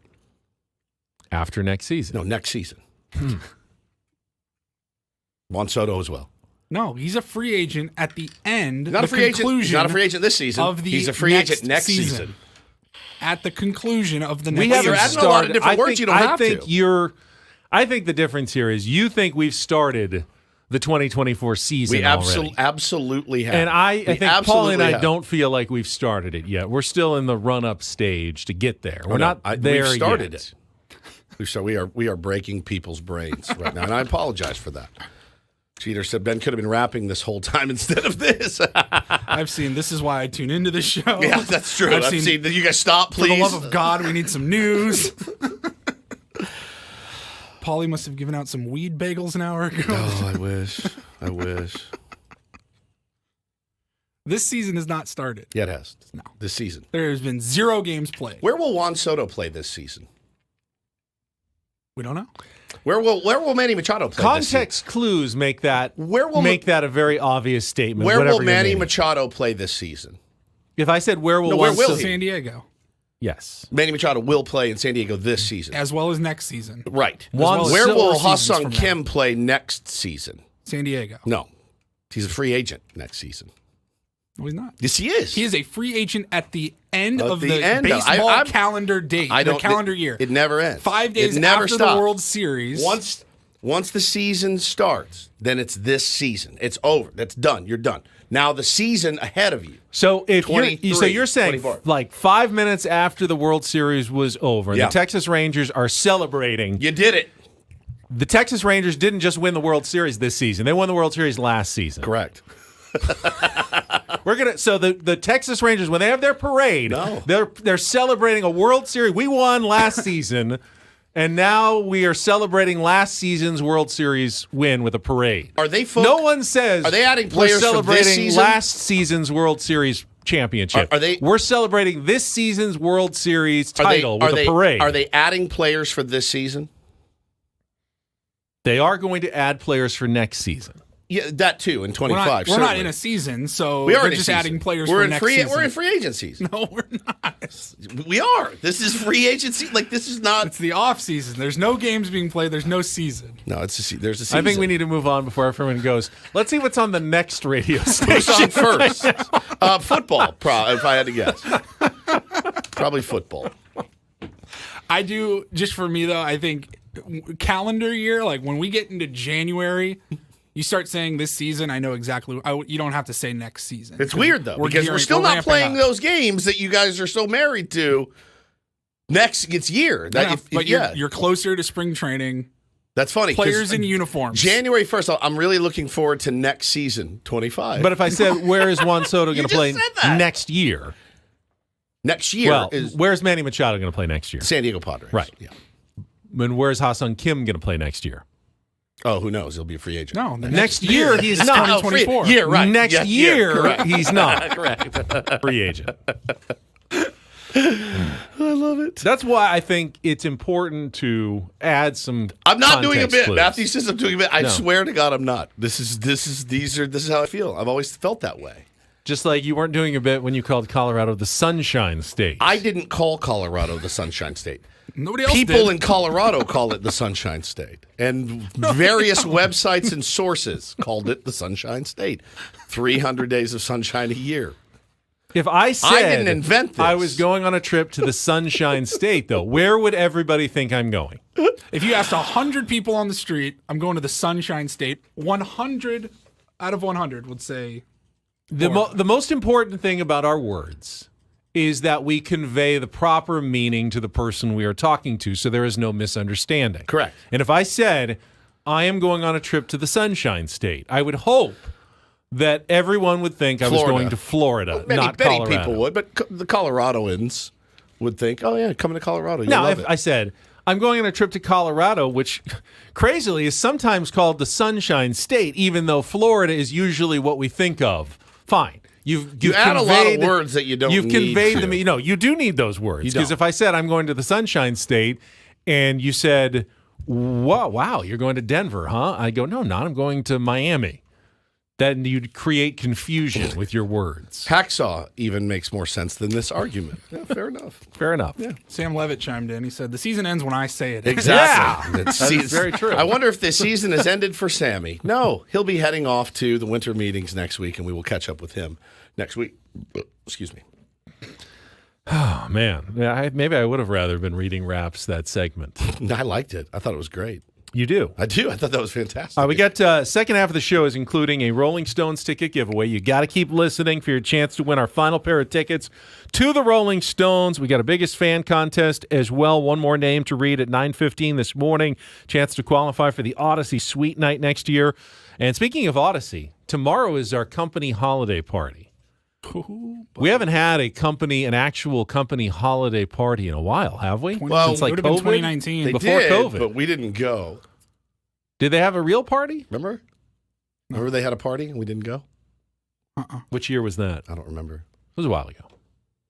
Before COVID. Yeah, maybe. Remember? Yeah. Wasn't it last year? This was last year. Strategic move. I do remember that now. Where was that party? We were. I don't remember. I don't either. We were not well thought of. No. That night. We will be at the party tomorrow. Oh, I can't wait. No doubt about it. Cannot wait. Lots changed in the last year. That's right. What's the what's Woods like in an office then holiday party? A total dork. I'll sit and stand. I'll say hello to everyone. Eat some food. Do people like office holiday parties, or are they Great considered question, more? man. It's more of a have to. I think more isn't of a chore.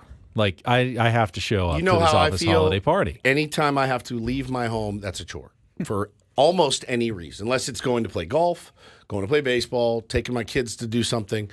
Everything else feels like. I mean, for me, I got to get a babysitters successful and office holiday party is 15 minutes. I go. It's not the worst time. It's everything goes well. There might have been a fun beverage or snack that I ate while I was there. Chatted with everyone I needed to chat to. Didn't embarrass myself or say anything offensive accidentally to someone. Didn't forget someone's name that I was supposed to remember. And then I make it home in one piece. That's kind of what I'm going for in a holiday party. But I know there's other people who go to party. They go to rage. They're going to party. That was me in my 20s. Okay. The radio, just out of control. Took the stage one time and mimicked our big boss. I've been doing this for a long time, mimicking bosses. On stage in front of the entire company, mimicking a guy by the name of Tom Schur. and he talked like this. Hey, what's up, guys? Let's kick some ass this year. Please So take a microphone and make fun of Adam. So I was coaxed on stage to take the mic after 42 Captain and Cokes, and hey, go do your Tom Scher imitation. Oh, okay, and I did it, and nothing really happened. But That's also your Brady Hoke, by the way. It's also my Brady Hoke. Yeah, it was Tom Scher first, but yeah, it is my Brady Hoke. But I was a mistake. Certainly, it was a mistake. You don't want to do anything that leaves you less well thought of on Monday morning. I do that by just showing up, but I just think I'm going to go be with my wife, and I'm going to have one drink, and that's it. Maybe ride the Big Dipper out at Belmont and call it a night. Have some dinner, see you guys, and do that whole thing. The rigmarole. I would rather. But it's a party. It's not supposed to be a rigmarole. It's supposed to be fun. It's supposed to be an enjoyable experience, and you're making it sound like dancing a is on chore. the agenda. Have it at a golf course then. have it. Give me. Take the cash that you spent, whack it up, hand me an envelope of cash today, and be like, "Merry Christmas." I'm set. I'm so happy. I love you. You have my loyalty. First thing on the It's not that I'm not. agenda It's not that I'm is not appreciative of There's it. a I happy am. hour. There's a dinner, sit down dinner, and then there's dancing. Dancing is on the menu. Ben just gonna cut a rug. I shan't be dancing tomorrow night. That's a promise. Slow dances. My wife, Be awkward my in wife office. does the Prom. thing too, where she's like, "Oh, I'm going to have a few drinks," which means I have to drive home from my Christmas party. So we had that combo yesterday. Margarita Hannah. Argument of Let's the day. go. Argument of the day yesterday. I was like, "Oh, so I'll be the DD on my company Christmas." You want to party. drive all together, and then I can DD, and you can. You want a DD? Yeah. maybe. But we got the sitters. We don't know when we're going to leave. I like to have my I own don't- car so I can do the escape route. Yeah, I don't know that we'd hate escaping when you escape. That's fair. We can talk about it. Okay. All right, we'll come back. Ben and Woods, don't go anywhere. Check traffic and be returning here on San Diego's number one do sports something. station, 97.3 The Fan. Sports.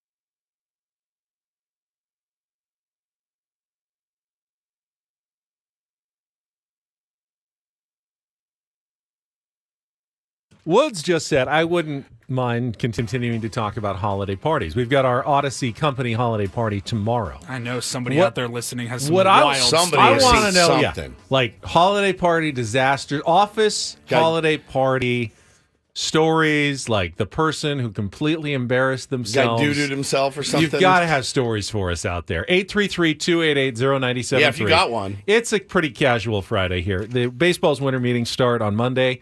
We will have all the coverage for you. Sam Levitt's heading out to Nashville this weekend. I think he's going to get there Sunday night, and we'll have coverage starting Monday morning. But until, something actually happens this offseason, there's only so much Juan Soto speculation that we can get to. I'm tired of talking about it. Something needs to happen, sooner than I know it's our job. And I think people are tired of hearing about it. If you go to Twitter, it's all you see. Ken Rosenthal just put up another, he's retweeting basically Dennis Lynn's piece about it. And it's definitely the hot, weird offseason. Hot topic of baseball is Juan It Soto. feels like the national media is just attacking the Padres and trying to will a Juan Soto trade into existence. But then a couple of days ago, Adam sent over a screenshot from MLB Network, and they had a segment, Should the Padres Trade Fernando Tatis Jr.? And I go, where the hell is this coming from? It's seemingly First of all, every do you year. idiots not know what a no-trade clause is? And you can be traded on a no-trade clause, can. obviously. You have to waive it and say, I've never seen somebody with full no-trade clause get as much trade speculation, though, as Fernando Tatis Jr. Yeah, it is. But do you see them? And I think we don't know about the Padres' financial situation. We hear things. We have gut feelings. We have you read the tea leaves, as Benjamin likes to say. But at the end of the day, we've all been wrong 1,000 times about the Padres and their payroll. All of us, the insiders, the outsiders, the casuals. We've all been wrong from time to time about what they can do and what they will do. They always surprise us. The Tatis thing bothers me more than the Soto talk. It really does. Is there a possibility Fernando Tatis Jr. doesn't want to play in San Diego? Sure. That's always a possibility. Always. He's kept it behind closed doors. That's exactly right. No one's found out about it other than, maybe a key member of the organization or his two. family. Of course, yeah. Right. So, of course it's possible. Of course it's possible. But the whole should they trade him, I don't see this coming out about other teams. Should the Patriots trade Tom Brady? Should the Bulls trade But Michael remember, Jordan? trading Tatis doesn't even save that much money yet. Not yet. His big money doesn't kick in for 3 or 4 years. So if you need to save money now, it's Juan Soto. That doesn't help you at all. Juan Soto does, because he's going to make $30+ million this year. And if you're trying to save money this year, yes, you can see that argument for trading Juan Soto. With the robust fan base that our city now has, with the star players that our team has, with the ballpark that we have. Again, I blame a lot of this last year on one thing and one thing. Well, two things. One is Bally Sports just absolutely murdered us. Sinclair or whoever it was. Murdered us, right? Sports. Diamond Sports, you killed us, right? And now the Padres are going to have to go out and find a way to get people to watch their product, pay for their product, subscribe to their product, whether it's an app or whether MLB steps in or whatever they may do, Ben. But that was a huge problem. Missing the playoffs was a huge problem. They hedged their bets. If you make the playoffs, you get a financial windfall. I'm not worried really about the health of the San Diego Padres because Padres fans remain rabid and they remain loyal and they just want to see this team win. They will fill Petco Park. They absolutely will fill Petco Park. There's going to be some money coming off the books after next year. So I'm not too worried about it. There's still enough star power here to put asses in the seats. There's guys you want to go see play. I don't see them doing this with other superstar players that are locked up long term, that are so young and dynamic and that just want a platinum glove. I don't understand why that would even be a segment. Yeah, season ticket sales will be strong next year. Absolutely. Attendance will be strong. Now, eventually, you put together losing season after losing season, the attendance starts to dwindle and diminish. The interest and wanes. People will, but there's a lag to that. Of course. They didn't instantly build up sell out crowds. Correct. It's over the last 3 years of putting together an exciting, competitive product that started building up. It doesn't disappear immediately because you trade Juan Soto. Yeah, I hate it. I hate that attendance doesn't drop to 1.5 million because Juan Soto's gone. There will still be tons of people at Padres games next year. And if they have a good season, no one's going to care that Juan Soto is gone. If the Padres make the playoffs and make a run in the playoffs, it won't be about Juan Soto. It will be just the excitement, the feeling that we all have if they get there. But they have to, have a good season. They have to find a way, even if they're trying to save money, of still having a good season. Because if they go 82-80 last season, this year, and then they do another season where they finish 500 or worse next year in 25. Next year in 2024. Then all of a sudden, you've lost a lot of the momentum that you had. Yeah, the confidence of the... They know that, man. Yeah. They know. They absolutely know. I saw a tweet this morning that I wanted to read from our beloved Harold James Preller. You saw that tweet. I read it to you, Ben. You agreed to a certain extent. He basically said, look, when you're... Here it is. Don't forget, with the current plan of trying to make up that TV contract money, you got to now sell direct consumer streaming packages. Their TV revenues are now variable depending on how good the team looks / excitement level. They're no longer insulated with a fat fixed payment. The fat fixed payment was great, but now the challenge for AJ Preller, Eric Krupner, Eric Katsenda, all those guys, got to have a good product, man, because now we are going knocking on doors. Buy this vacuum cleaner from us. It's really, really great. And the fan base does not have a great taste in their mouth from last season. It's hard to say. We're Such diehard fans. I can't imagine not signing up to watch Padres games next season. I know. We've said it before. We've said it before. You're not losing us. This is not for us. What are you going to charge me? $79 a month? Done. You got me. You got my family. How much of the fan base is really in that gray area? I'd say probably more than you think. Really? I do. I would have said it's kind of a fairly small amount. That the fans that they've convinced, I think they've turned a lot of people into diehard fans like us. I think so. In the last few years. And I think that number that is kind of on the fence is a smaller number. Well, that's what they're hoping, too. I'm curious. Okay, this is something else I'd like to hear from you about.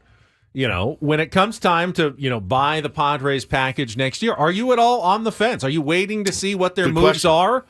Or are you like, doesn't matter what their moves are? Is it dependent on it? I am all in. I am getting the subscription to Padres games next season.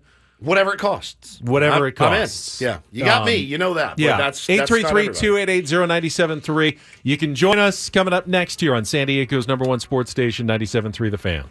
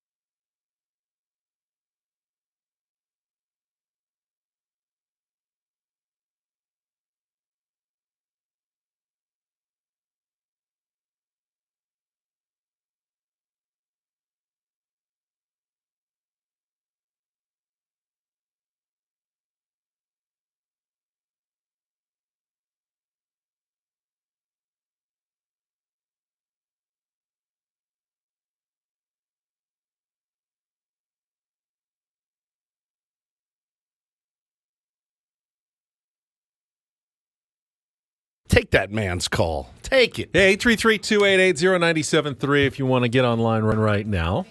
A couple of topics thrown out there, including does the Padres offseason and their moves make any difference when it comes time to decide if you're going to sign up for a streaming package for Padres games next season? That's going to be one of the ways that they have their revenue coming in next year. How many people they get to sign up in the offseason for Padres baseball? And do you need to see something you like, or are you pretty next year? I mean, Tatis, Machado, Bogarts.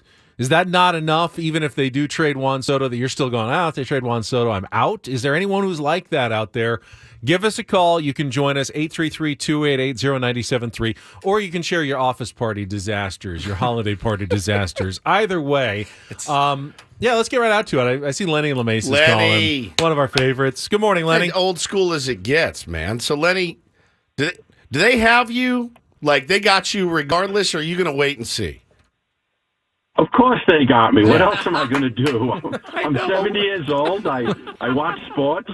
I remember 30 years ago, you used to call up the day of the game and pay $8.95 to watch the game when they were horrible.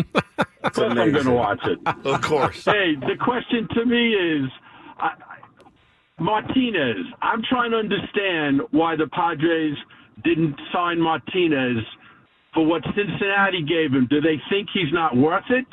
Or they really can't afford that? That, to me, is a big question. That's such a good question, and that's the thing that scares, I think, the majority of us is, with Peter's passing, with the kind of silence, I guess, from the front office now, because listen, there's two ways you can look at it. You can look at it, Lenny, like, yeah, we're broke. We can't afford. Why didn't we get Luis Severino? Because we don't have $13 million to spend. That's a natural way to feel. I don't think that's the case, but that's a natural way to feel. The other way to think about it is they're cooking up something that's going to blow our minds, which, by the way, they've done for like 5 years in a row. Well, wouldn't it make sense if they like Nick Martinez, but they were still thinking of signing Juan Soto long term, and they can't afford to commit anything else right now until they settle that? That seems clear that in the Padres front office right now, whatever they decide on Juan Soto is going to have a big impact on how the rest of the offseason goes. If they sign Juan Soto to a long-term contract, they're not going to be able to do nearly as much. Right. But they're not going to sign Juan Soto. Or even if they keep him for next season, they're not going to do nearly as much. Yeah, it's $30+ million for next season. The plan with Juan Soto and without Juan Soto, very different plans. Vastly different. The with Juan Soto plan is going on the cheap on pitching, going with a lot of your minor leaguers, and hoping that that's enough to carry the day. If you do trade Juan Soto, then you have more money to spend. You can go out and get a couple of free agents, fill out your pitching staff, and still keep that payroll under $200 million. So that tells me that there's very much a legitimate possibility that Juan Soto will remain a Padre this season. I think, obviously anything's possible. My gut still tells me he's moved. I'm bracing myself for it. But if you wait too long, if you decide, okay, we're going to move Juan Soto, and then all of a sudden, okay, now we've got some money to spend, and all the guys you wanted have already signed somewhere else, that doesn't make any sense. So if they're going to do it, they got to do it now. They've got to do it quickly if they're going to trade Juan Soto, because you can't go all off season thinking, are we keeping him? Are we not? Let's wait until we get a better offer. And then on January 30th, you trade Juan Soto, and then, all right, we got money to spend. Wait, everyone's gone. Everyone's already signed for the most part. We've got like 3 free agents that are left on the market at this point. You can't do that. So if you're going to trade Juan Soto, it's got to be this week. It's got to be at the winter meetings, really. I mean, you can't wait. That's the rumor. Yeah, you can't wait for all the other free agents to go before you open up your free agent money by trading Juan Soto. It happens now, or it doesn't happen at all. Yeah, I saw somebody. I agree 100%. Yeah, I saw. You got to move on. You got to do something here. Yeah, something needs to happen. There are a lot of other issues on this roster besides. And again, I'm okay if they don't. If they decide we're a better team with Juan Soto, and we'll figure out how to get a pitching staff on the cheap and keep the payroll where we need it to keep for next season. Legitimate strategy by the San Diego Padres. But we need to know pretty quickly if that's gonna happen. I mean, I saw a guy, I think it was maybe CBS Sports, and he basically said, look, this is not hard. You keep Juan Soto this year. You sign 2 bargain bin guys, and you trade for another starter. We have prospect capital. It's not like we don't. And there are guys out there that are on the block. Dylan Cease is on the block. Tyler Glasnow is on the block. There's guys out there that have some years of control left. Corbin Burns is on the block. There are guys you can trade today and go do that. So you get the Hyunjin Ryu, you get the Alec Manoah or Tyler Anderson or whoever, Alex Wood, okay, Gordon Wood. You're in here regurgitating Gordon Wood, talking about, the pre-revolutionary utopias.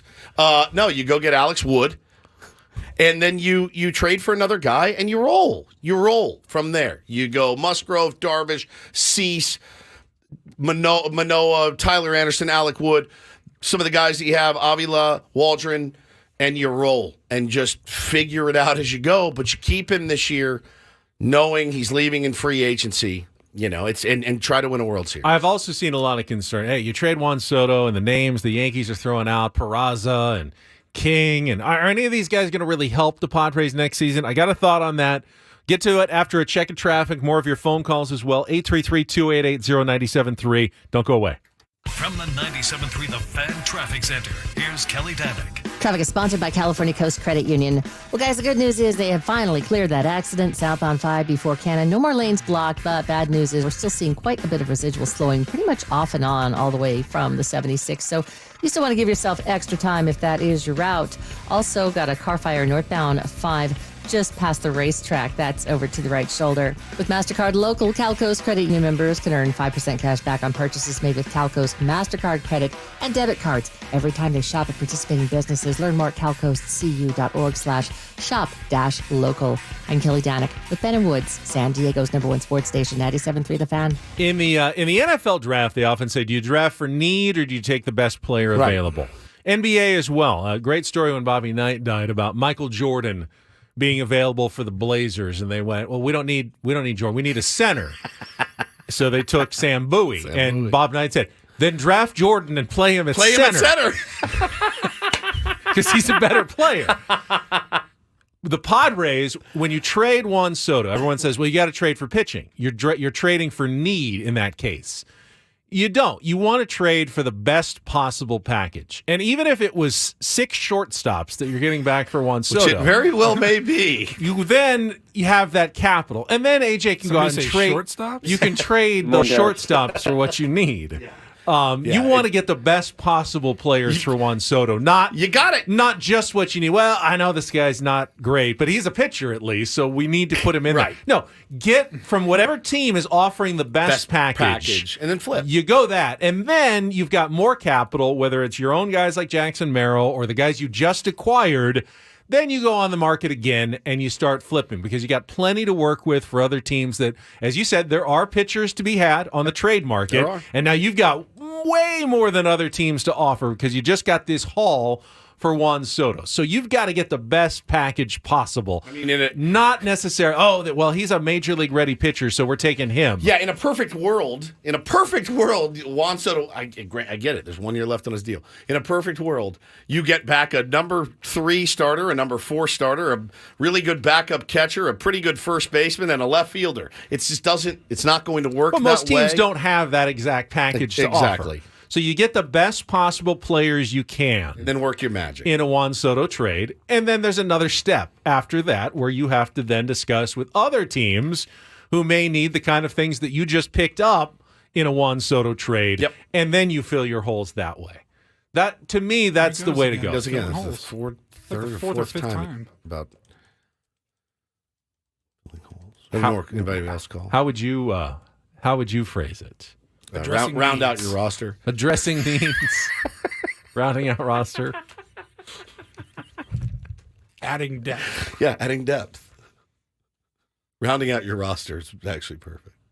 833-288-0973. Got our biggest fan name coming up at 9:15. If you hear your name called, you'll have 10 minutes to call us back at 833-288-0973 and qualify to win a night in the Odyssey Suite with friends, family, and 97.3 The Fans hosts next season, or is it this season, as Woods would say. The biggest fan contest is presented by the San Diego Seals.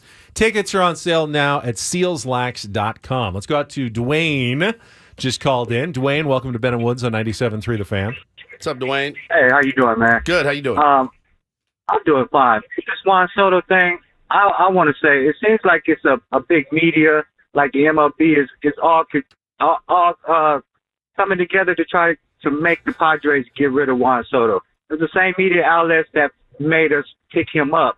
Seems like they don't want the Padres to be on top and gather any kind of how can I say this, fan interest, just outside of their city, national fan interest. I think the media is trying to get them to get rid of Juan Soto. I would keep him and I'd rather take subpar pitching. I'd rather look for more hitting because you're not going to win 3-1, and then everybody's going to complain about, well, they're only scoring 3 points. They're only scoring 3 points. Keep Juan Soto and go look for some pitching. Yeah, I like it. I like that. I like Dwayne, that too, you're Dwayne. not wrong. There is a legitimate sentiment out there with a lot of members of the media that feel like they're trying to force and push a Juan Soto trade on the Padres. But I don't think it's because they dislike the Padres or don't want the Padres to do well. It's a natural phenomenon that we're all guilty of. I know I am. Woods, you are as well.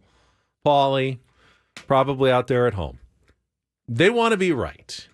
And these members of the media have been saying for a couple of years that what the Padres are doing, while exciting, it's not sustainable, and they're going to have to pay the piper, and they're not going to be able to keep these guys or extend them. And by pushing this Juan Soto narrative that they have to trade him, they will be able to then say, see, we told you that, what the Padres were doing was fun, but they were never going to be able to keep it up. And they want to be able to do their victory lap and tell you how smart they were a couple of years ago, that the Padres shouldn't have spent all this money on free agency, and that there was no way they were going to be able to keep it up. That's why you're seeing all these stories. See, I'm thinking more like we talked a few minutes ago about MLB Network running the, should the Padres trade Fernando Tatis Jr.? That feels like the national media attacking the Padres. Yeah, it does. And what was their record this year? Last 82 year? and 80. Whatever. 82 and 80. What was the New York Yankees record? 82 and 80. Right. How come we're not talking about trading Aaron Judge? Got to trade Aaron Judge. You got to. Because the Yankees still get about $1 billion in TV revenue, I think. And it truly is an example. We talked about it earlier, haves and have-nots. I mean, it's the way that baseball's set up. They love it. They loved it this year when the Diamondbacks in that division of the free spending Padres and the always free spending Dodgers, they were the ones that got up. But they didn't want them to win a World Series. They wanted to make sure they did not win the World Series. But they got in, and it can be done. It's a great point, though. And I went on a rant about it a few weeks ago. The Yankees and the Padres are two teams in the same sport.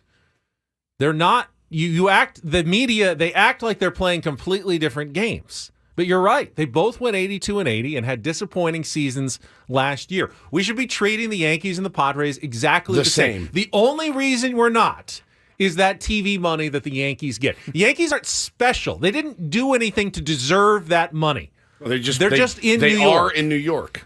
And you've set up your sport in a way that's beneficial, and you are in weird. LA. That's weird, though, that they get some benefit to playing in New York that other teams do not get. The NFL doesn't do that.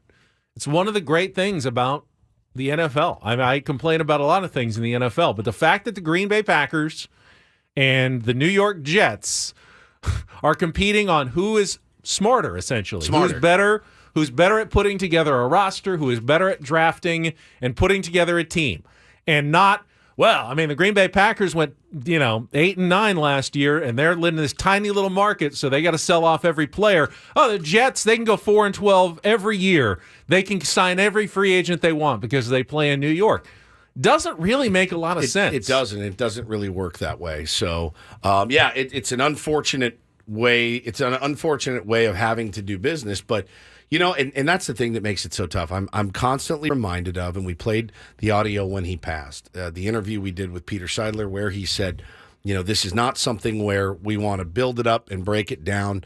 I want it to stay competitive, sustainable. That's the echo that I hope is you know, reverberating through the front office there at Petco Park. That's the mission. And right? Tom Seidler told us it is. Yep, exactly. It exactly. is. So I guess at this point, we as fans, like all fans have to do, we have to just believe. Now, as Craig Elston said, there is also a punishment aspect. Correct. To exceeding the luxury tax threshold. The Dodgers have all the money in the world, and even they felt like, okay, we got to get under. We got to get under for a year.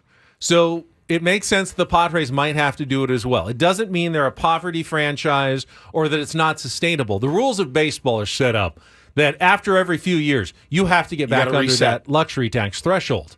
And it looks like this is that year for the San Diego Padres.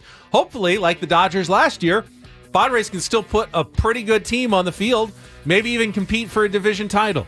They have to be smart, like the Dodgers were smart about it and had a chance last year. All right, we got 1 hour left. Paulie's got some headlines in the Round Report still to come. We have our biggest fan contest and Rolling Stones tickets to give away, all coming up on San Diego's #1 sports station, 97.3 The Fan.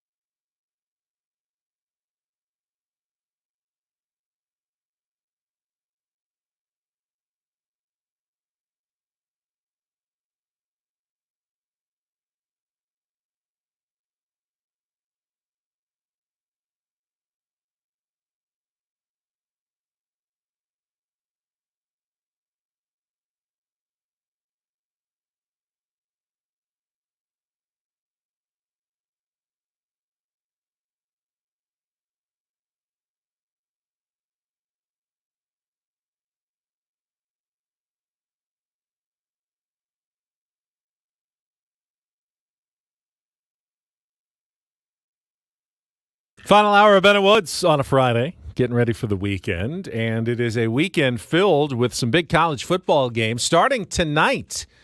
By the way, Woods, you got 2 games, 2 championship games on a Friday night. The first at 4 o'clock is Liberty, New Mexico State. Yeah. Not quite as huge, although Liberty is still alive for a New Year's Six bowl in the playoff rankings. They probably need a win and a Tulane loss on Saturday. But the big one tonight, Washington, Oregon in the Pac-12 championship game.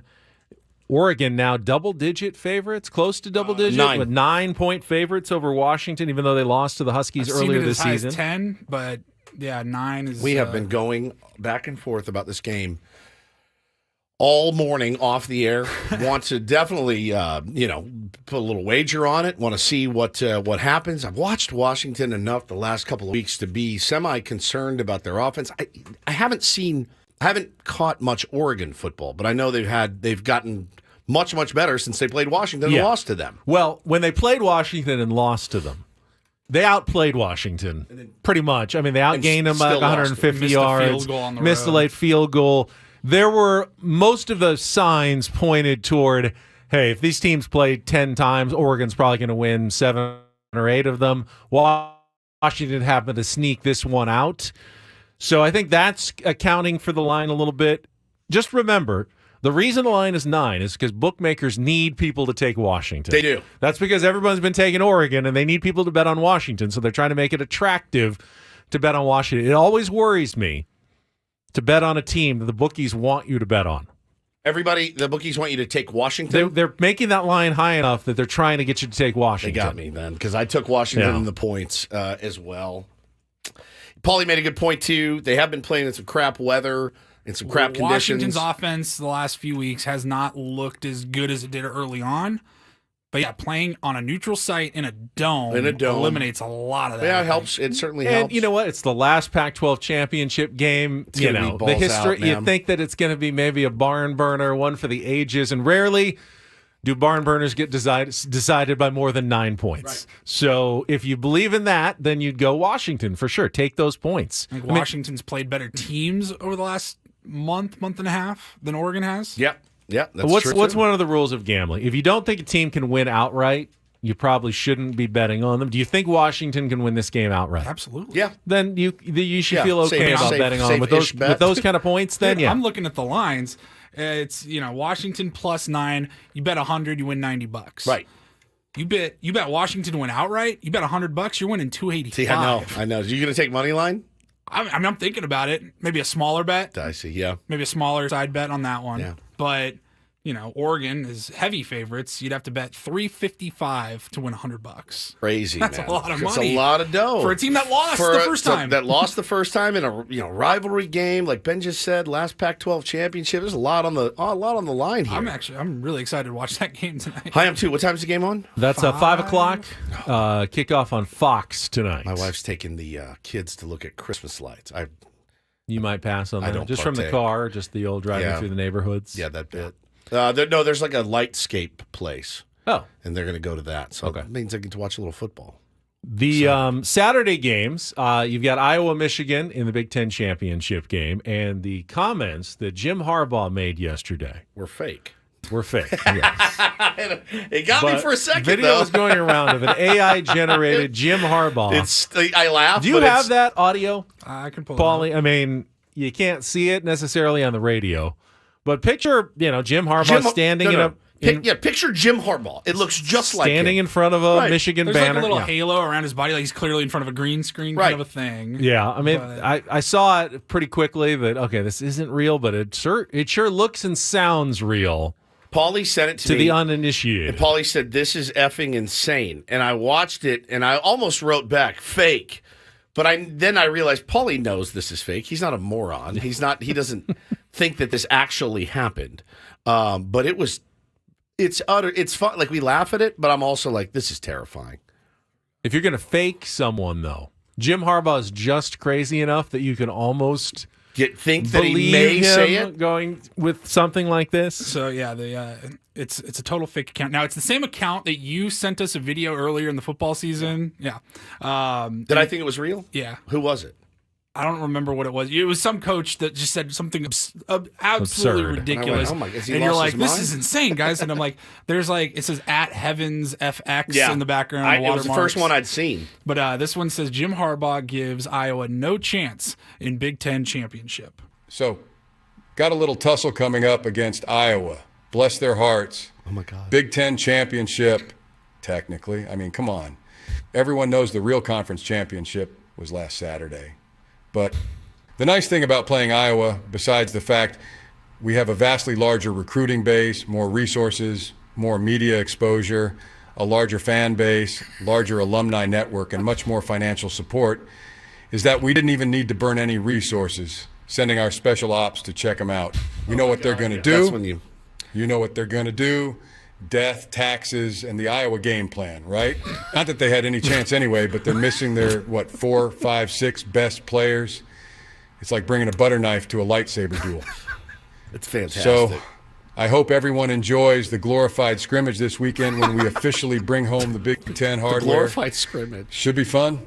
I mean, what could possibly go wrong? It's weird, though. That's how Dodgers beat writers talk about their upcoming seasons and playoffs every single It's year. scary too, true. though. It's scary because Yeah, it's scary because it's only like, going to well- get it's only going to get the technology is going to be more difficult to discern from reality. When we do fake Ben, you know it's fake Ben. It's pieced together. Like Yeah. all when you're like It's choppy. yeah, I want to trade Joe Musgrove, right? Like all the Yeah, And this it's- is not that. This is not that. This is not some guy carefully weaving lines together to embarrass their co-host. This is beyond terrifying. So you got Texas, Oklahoma State in the Big 12 championship. I'm trying to trade Joe Musgrove. I See? want it to happen. Ben, come on, man. Come on. AI He Ben. ain't going anywhere. We just signed him. Paulie, can we keep talking about this and just push the round report back to I like this. I like our breakdown here. Texas is in a situation where they not only need to win, they kind of need to do so impressively. They have one loss, but they also have the win over Alabama.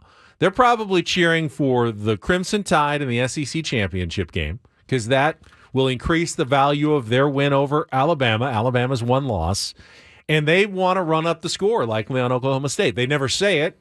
Only an AI coach would say that they want to run up the score, but they likely do and make this look good and give the College Football Playoff Committee something to think about when they decide the semifinalists for Texas. Okay. Now, Alabama and Georgia, the Crimson Tide are what? 5-point underdogs in that one? 5.5. 5.5-point underdogs. Nick Saban came out yesterday and said, no matter the outcome of this game, the SEC needs to be represented in the college football playoff.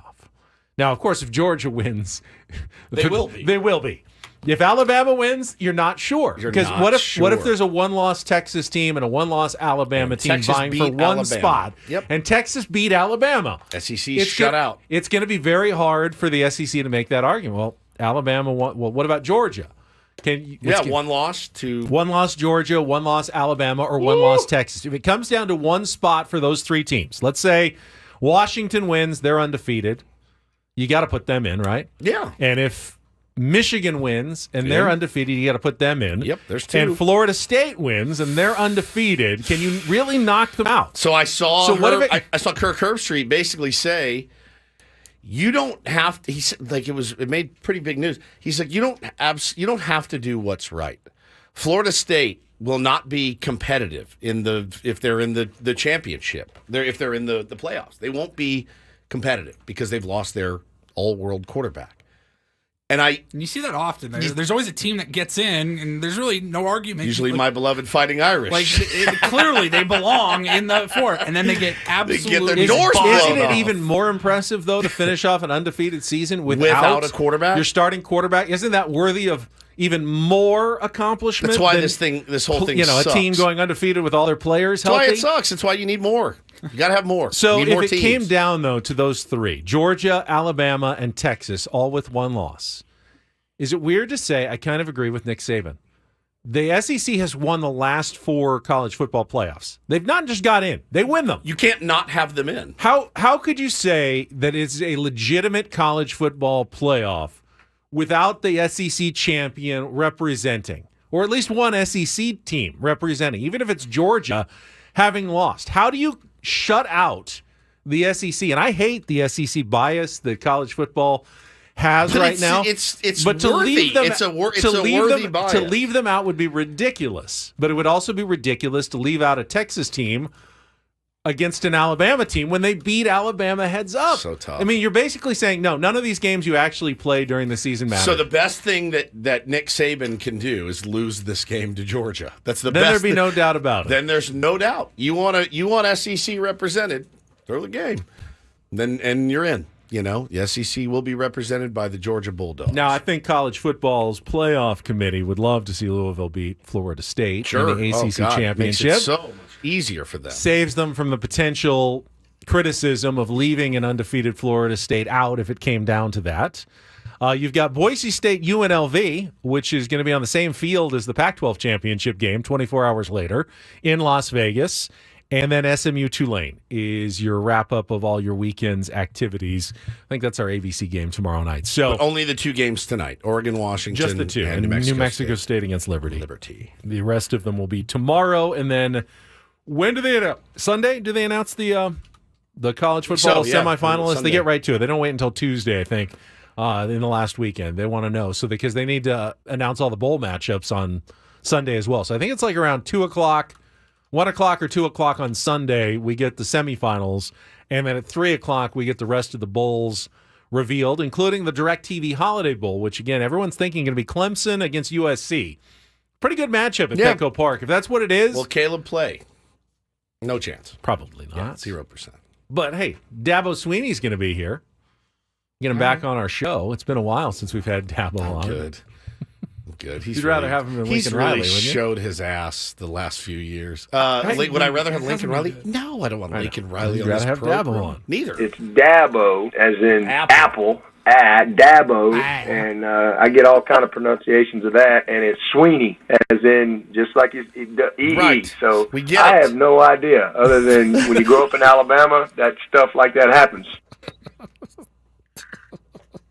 By the way, I was right. Clemson did end up passing Duke in the standings and win more games, even after they lost that first game of the season. I think you said, you said they'll have a better season. They'll end up having a better season than Duke. And did. while Duke was in the top 25 for most of the year, they've fallen flat, and Clemson's actually played well down the stretch and passed them in the standings, and is going, of course, maybe to the Holiday Bowl coming up here. All right, let's take a timeout. Right now it is time to read our biggest fan of the day name. If you hear your name called, you will have 10 minutes to call us back, 833-288-0973. If you hear your name and call us back, you will qualify for our grand prize drawing of the 20 tickets to the Odyssey Suite next season, or this season, at a Padres game.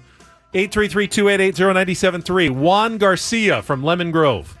Your name is in today on our biggest fan contest. You've got 10 minutes to call us back, Juan Garcia, and get into the drawing for the grand prize. The biggest fan contest is presented by the San Diego Seals. Tickets are on sale now at sealslax.com. Come back. We'll give away those Rolling Stones tickets away as well. Don't go anywhere. Ben and Woods after traffic here on 97.3 The Fan.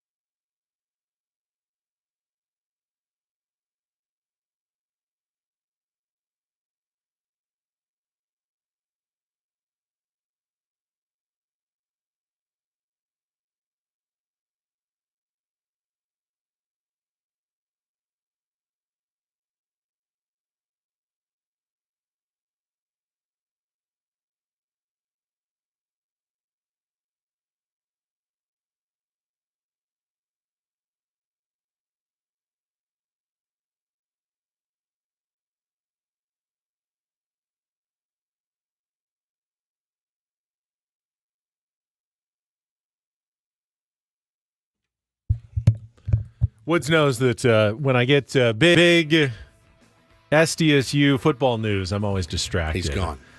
There was a little bit of a breaking announcement during the break. The Mountain West and the Pac-2 have announced a scheduling agreement for 2024 in which Mountain West schools will now play a 7-game conference season along with either Washington State or Oregon State. Okay.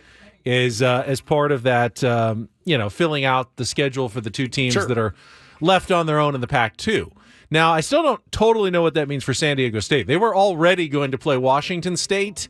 I think that means they will also play Oregon State next year as a pseudo kind of conference game, and then they'll play 7 other Mountain West teams, and then the other 3 of their non-conference games as well. Okay. So that was just made official, had been speculated for a few days, but it is on the books now for 2024. And what it means for, does Washington State or Oregon State, will they have an actual Pac-2 conference championship game at the end of the year? And how that works, I have no idea, but they're going to stick together for the time being and use the Mountain West to fill out their entire schedule for 2024. Indeed. All right. Well, we'll see how that works. Did we get our biggest fan calling in? Oh, biggest fan. Congratulations to Juan Garcia. His name is into the drawing for the grand prize. Don't forget, you can still get your name in at 973thefansd.com/biggest fan.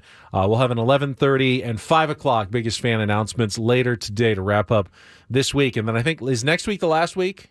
Yes. For the biggest fan contest. So don't in. delay. Now, do it today. Juan wasn't the only person that reached out to us in the last few minutes. Yes. You really upset somebody in the Musgrove family with this just absolutely ridiculous. You're awful. It's an awful take that I'm you have. trying to trade Joe Musgrove. I want it to happen. Yeah. Why do you want that to I'm happen? trying to trade Joe Musgrove. I want it to Some happen. might say, Paulie, that you're the one who is upsetting the apple cart out there. That's not my voice. Paulie never said Does that. this sound like me? I'm trying to trade Joe Musgrove. I want it to happen. Wasn't me. It was not Ben. Now, that's not even close to AI Jim Harbaugh. It's not. Your skills are lacking when it comes to really, truly making me sound like I'd want to trade Joe our beloved Musgrove. Diane Musgrove, Joe's sainted mother. She is the best. She's the greatest. She DMs the show. So, Ben wants you to see a Musgrove trade. No Odesso for him. Paulie wrote back, he's a menace. We're so sorry. And then she said, I'm just messing with you guys. So I said, well, we'll delete it from the system for some Terra treats. Yeah. We can be bought. And she said, done. But keep it in the system. We can bully him with it. Yeah, keep Joe on his toes, knowing that fake Ben wants him fake traded. I'm trying to trade Joe Musgrove. I want it to happen. If there ever was any thought, now would not be the time. Yeah, no. Could you imagine? We did what? What? Now we got 2 more shortstops in the minor leagues. Welcome, Anthony Volpe, to the San Diego Padres. We're going to work him out in left. Try him over at first. But who's going to pitch next season? We'll figure it out. Ruben's a magician. Don't worry about it. We're really excited about the group of guys we got. Yeah, you're excited about the group. From our standpoint, we just thought, this was the best move for us. Yeah, no, Joe, we need you, man. We're going to ride that guy like a horse next year, dude. We need you. Real. We need you healthy. We need you bad. You're going to be a horse next year. Get some shoes on. As when we work, even I'm sure Diane would agree. I know they put in those position player pitching rules. What happens when your position players actually have to start and go all 9 innings next year? Yeah. Is that against the rules? Is that even allowed? It's a really good way to game the system next year. Like, we don't have a choice. No. We have no pitchers on our roster, so we are pitching position players every inning. Yeah. Let's see what we can get. It's funny. Batters do have trouble hitting those position They really players. do. They absolutely do. I think they would time it out, though. Eventually, they never figure it see out. Yeah, they never see them. The 60-mile-an-hour eephus works for an inning, but it's not going to work for 9 straight. You'll see a guy K. You'll also see a guy hit a 450-foot bomb, time it up like a softball player. But, yeah, I think, you get one A, B, and C it, you're good the next. You'll be able to handle that business. What a nice day off that would be for a hitter. Go into the cage and set it for like 58. It's my favorite part. Is, all these guys can bring it, and they still just get up there and lob it in there. And they throw strikes. It's like Austin Hedges for all his, Austin Hedges isms. That dude just went out and he pitched like 4 days in a row or something for them. and went out and just threw strikes, and guys couldn't hit it. It's hysterical. A little update for you from the golf world. Tiger Woods 3 under through 6 holes this morning in round 2 of the Hero World Challenge. Now, yesterday, in his first round since the Masters in April, he started out okay. He was 1 under through 14 holes and then finished 4 over the last 4 to shoot 3 over par. So he's well off the pace. He was, I think, 18th of the 20 golfers in the field yesterday, but has gotten off to a good start today. One of the big things about Tiger is the endurance, the walking of the 18 holes and the 72 holes in a tournament and how that's going to affect his ankle and his leg and all the surgeries that he's had since the auto accident. But to bounce back after yesterday, to start well today, we'll see now if he can hold on to it today through 18 holes and get all the way through it. That stamina is a big issue, I think, for Tiger Woods going forward. But for all of us, a lot of people following and say, seeing how he's faring in his first tournament, he's back to even par for the entire tournament. Cool. And I like watching Tiger still, and even though he's not the same golfer, and he'll never be Tiger Woods that we remember. I find it enjoyable to still root for him and see if he can come back. He's just a unit. He looks even bigger. He's like bulked up a little bit stronger. Huge. There was a thing going around. He would text guys during this comeback. Yeah, he would text some of the guys on the tour and go, "It's 4 a.m. I'm in the gym. What are you doing to get better?" I'm going to start doing that to you both. It's 4 a.m. I'm at work. Where are you guys? Are you trying to get better? You already kind of do that. I don't do that. I don't do that. You think it though? No, I think it, but yeah, I don't text it. He actually does it. He actually does it. He's trying to. Do you guys want to be pushed to be better? No. Oh, okay. All right. Well, I just want to see because I can no help. interest in that, Woods. Thank you for asking. It's actually counterproductive for you. It really is. You would grow to hate me if I did it. I hate the fact that I know you think it, even without texting me.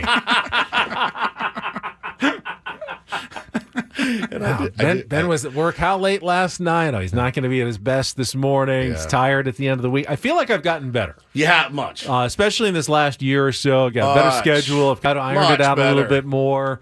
Give you a little more energy. Usually by this time on a Friday, I'm just sitting here like... You're doing Tiger Woods stories. I get it. No, it's I'm true. sitting here drooling by the end of the week. But I'm ready to go. We can do it. You want to do another hour? No. No, I do not. You're okay? I You're am good? fine. I have got it. All my stories are out this week. Let's do a round report next. Yeah, we will do that coming up. We'll do it in our last segment. Do some flubs of the week as well. All coming up right now, though. We have one last pair of Rolling Stones tickets to give away. What was the Daily Ditty this morning at 6:20 a.m.? If you can tell Paul that, he will take your name down, and we will not enter you into the grand prize drawing. We will give you 2 tickets to the Rolling Stones at SoFi Stadium on July 10th. Tickets go on sale in 31 minutes at Ticketmaster.com. My guess is they will go fairly fast. So if you can win them, try to win them. Call us 833-288-0973. 833-288-0973. Last chance this week to win those Rolling Stones tickets from 97.3 The Fan. We'll be back with the Randall Report to wrap things up here on a Friday.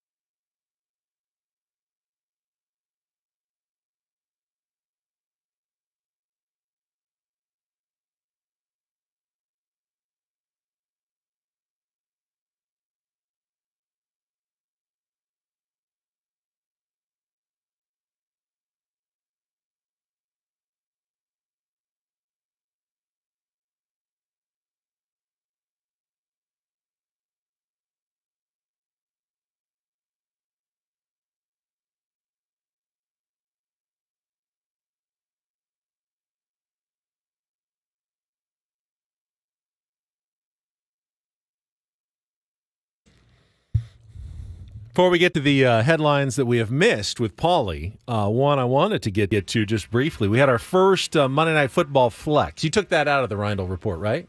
No, but no, you were going to keep that? All right, hang on. I thought that was the one I was supposed to mention because you didn't. You took it out.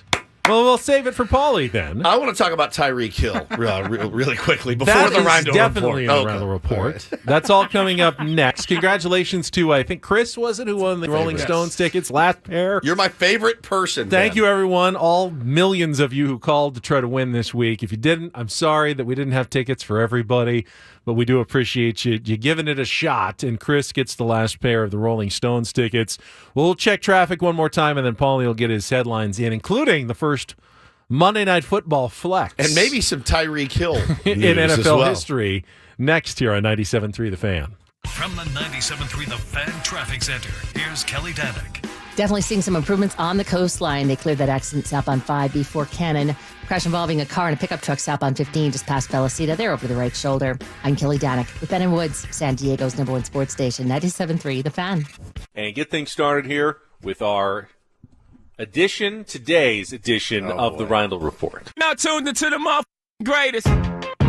Welcome to the Reindl Report with Paul Reindl. Hi, Paul. All right. 2 stories from the world of sports that we haven't gotten to yet. We'll start off in Major League Baseball. And 1 story that you didn't know you needed. Are you laughing, biatch? It's the Reindl Report Hey, Paul, how you doing? Okay, how are you? on 97.3 The Fan. Are you ready to bless the mood? I need some help, please. That was good. Can I get a oh yeah? Oh yeah. All right. All right. Guys, this All is right. crazy. I don't know if you heard about this, but the first time ever You're kidding. for football, No. they are flexing a Monday night football game for the very first time ever. The Eagles and Seahawks were slated to play on Sunday, December 17th. That game has been moved up to Back.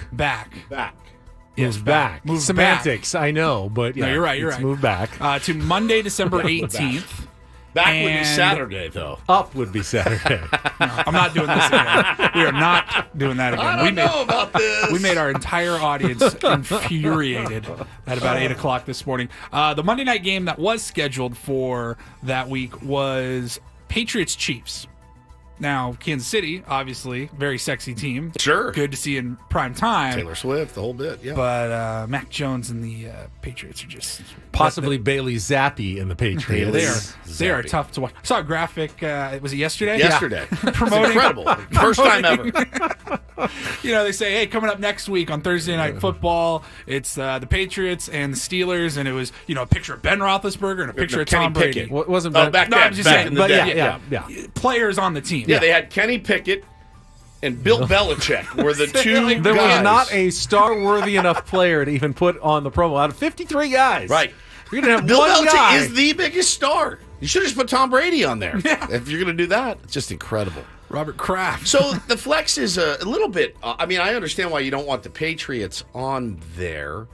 I love it. I love that. I mean, they're Eagles flexing Monday Seahawks night. is We've been doing it for is a years better on matchup. Sunday night. Eagles Seahawks, I think, is a better matchup. Is it fun though to watch Patrick Mahomes sling it all up around the field on a Monday night? Yeah, that's also pretty fun. So they've been doing the Sunday night flexes late in the season for the last few years. You can move those out. But moving a game from like 1 p.m. to 5 p.m. on Sunday doesn't affect too many people's lives.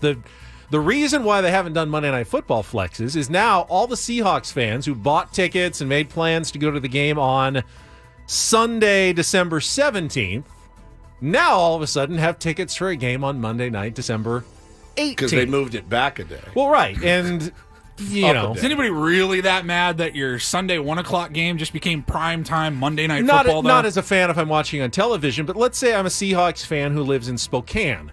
And I bought tickets and I'm coming in for the weekend, and then I got to go back to work in Spokane on Monday. And that's very few yeah, but that's he likes to explore the niche. It's very. Now, what if you're a little kid? 99.8% of people are like, hell yes. It's the first time you've ever gone to a game. It was you have a test on Monday. It was a legitimate reason why the NFL didn't do day changes on flex scheduling. Now they can, though. They can move those up. I mean, like Dominic says in the chat, it's got to be the first time the Patriots have ever been flexed out of a primetime game. That's true. Or a flime time game, whatever that may be. Clubs are coming up shortly. They are. You're just getting a jump start. I am. All right, Tyreek Hill in the news this week, and I like this. So we talked about it, I think it was week 5 or week 6. Tyreek Hill scored a touchdown for the Dolphins, grabbed a cell phone don't do this. from a photographer. Yep, his buddy. And it was on like selfie mode, and he did a backflip. It was a really cool video. Well, that photographer got in a lot of trouble. I did it on Don't Do This yesterday. He lost his credential. Like probably for the season, For the rest of the maybe season. indefinitely, maybe forever. He was contracted as a photographer by the NFL, not by the Dolphins, but by the NFL to shoot Dolphins games. And because of all that, he lost his credential, he lost his job basically. And Tyreek Hill said that he's going to pay the entire salary of that photographer who was suspended. And I think that was a really cool move. I think you don't have much I'm not of a choice. surprised about that either. You'd be actually pretty bad. kind of a butthole if you don't do it. You asked a guy for a favor, it cost him his job, and you didn't do anything. Yeah. Well, sorry, man. You decided to give me the phone. Yeah, I know I'm worth millions, and you've got barely nothing to your name, but you're going to have to wear this one. So, yes, Tyreek Hill has done the right thing here. Yep, agreed. Did we not mention Tyreek Hill's rant? You loved that about going to why he left the Chiefs. Yeah, he did a podcast with RG3. And he said, so why did you leave? And he goes, I was the side chick. He goes, I was the number 2 there. Kelsey was the number 1. I'm not a number 2. I've never been a number 2 in my life. I've been middle school, high school. But he did it kind of in a he was way. laughing. He he never even invited me over his house. He'd have Kelsey over his house. He goes, he asked, like, we'd go out for barbecue. He goes, I don't want barbecue. I want Nobu. He goes, I want to be your number 1. I'm not anybody's number 2. So it was lighthearted. It was fun and funny. But yeah, I mean, look, I think it's worked out for both parties. So one of those rare times that it does. Yeah. All right, and then finally, keeping it sports here, but I thought this was interesting. LeBron James. Now, LeBron's been in the news, or he was attached to another story that probably could have been a Don't Do This. Maverick Carter betting on NBA games. His agent. That's a no-no. Maverick Carter is his agent. Yes, his manager. His manager. Rich Maverick Paul is Carter. his agent, and Maverick Carter's his manager. Okay. But so this was years ago, before gambling was legal in some, sports gambling is legal in a lot of places now, but this was with an illegal bookie, not a FanDuel type site, and he placed about a dozen bets on NBA games. They were like a few thousand, but honestly, when you're Maverick Carter, betting $20 probably doesn't do much for you. So he was part of an investigation. It wasn't even an investigation into him. They were looking into someone else and bookies. They just want, hey, can we interview you about it? We're not charging you with anything. Man gambles is the story. Man gambles on sports. And knows LeBron James fairly well. That knows LeBron James gambled on sports. Yes. Here's your story. Now, was he using insider info from LeBron? They say he didn't even bet on Lakers games. No, well, you're good. Now, Skip Bayless thinks that this tarnishes LeBron's legacy for all time. Should probably just retire and disgrace right now and will never make the Hall of Fame. Because Maverick Carter I tried to tell you, he's not a top 10 player. If he's giving info, yeah. Oh, boy. No, the other story that LeBron was in the news for, and this is really cool. He says that, Bronny James was cleared to resume basketball activities. I don't know that there's any word yet on when he will start playing for USC, but he will play. He's been practicing, though. Yeah. He didn't play when USC came down to UCSD last week for that tournament, but he was on the bench. Yep. So it probably will happen pretty quickly, I would think. They get him some minutes. They'll get him in there. Yeah. And LeBron said that whenever Bronny makes his USC debut, his first game as a college athlete, even if the Lakers are playing that night, wherever in the country they're at, he will be missing that game so that he can go watch his son play. Said, and I would have to imagine there's a lot of people upset about that. Which is insane to me. It says, quote, whenever he's cleared and ready to have his first game, I already told my teammates that if they play on the same day we're playing, I'm going to have to catch them at the next game. I know your take on it. Yeah, family first. No question. LeBron's words are family over everything. Yeah, should be everyone. Okay, that's fine. But is that the case for everybody? Should every player be able to take off games for family reasons? Yeah, you see it a lot. Doesn't matter how big the game is. No, I don't think so. I think you've seen managers leave in a pennant race to go watch their daughter graduate high school. I mean, which is, again, what's the quote? When you're on your deathbed, you're not going to be surrounded by people from What if it was a work. playoff game? No, I mean, you do whatever you have to do for your family, I think. You would be okay. Now, I told you would be okay I told with you. LeBron missing Game 7. Me personally, I couldn't care less because I won't be watching. All right, So- let's say it was That the also won't happen Let's say it was the because Padres and that's in Manny June. Machado. And he's having a baby? Yeah, well, not having a baby. His kid just had like high school graduation. Well, I know that doesn't happen. That happens in June. Right. But, you know, Keep trying. let's say he has You'll a find kid one. and he's playing in his college football debut in September or in October when the Padres? and the Padres are playing a huge game. Is that okay then? You know, is it always okay? The context matters because this will be early season. So the context I agree. certainly matters. Context does matter. This is early in the season. But I guess how do you I'm not missing anything for my kids. There's as few things as I can miss, I will. You know, everybody's gonna miss something. You know, you're not gonna be able to catch up. So the Lakers do play Saturday at home against the Houston Rockets tomorrow. USC plays tomorrow against Gonzaga.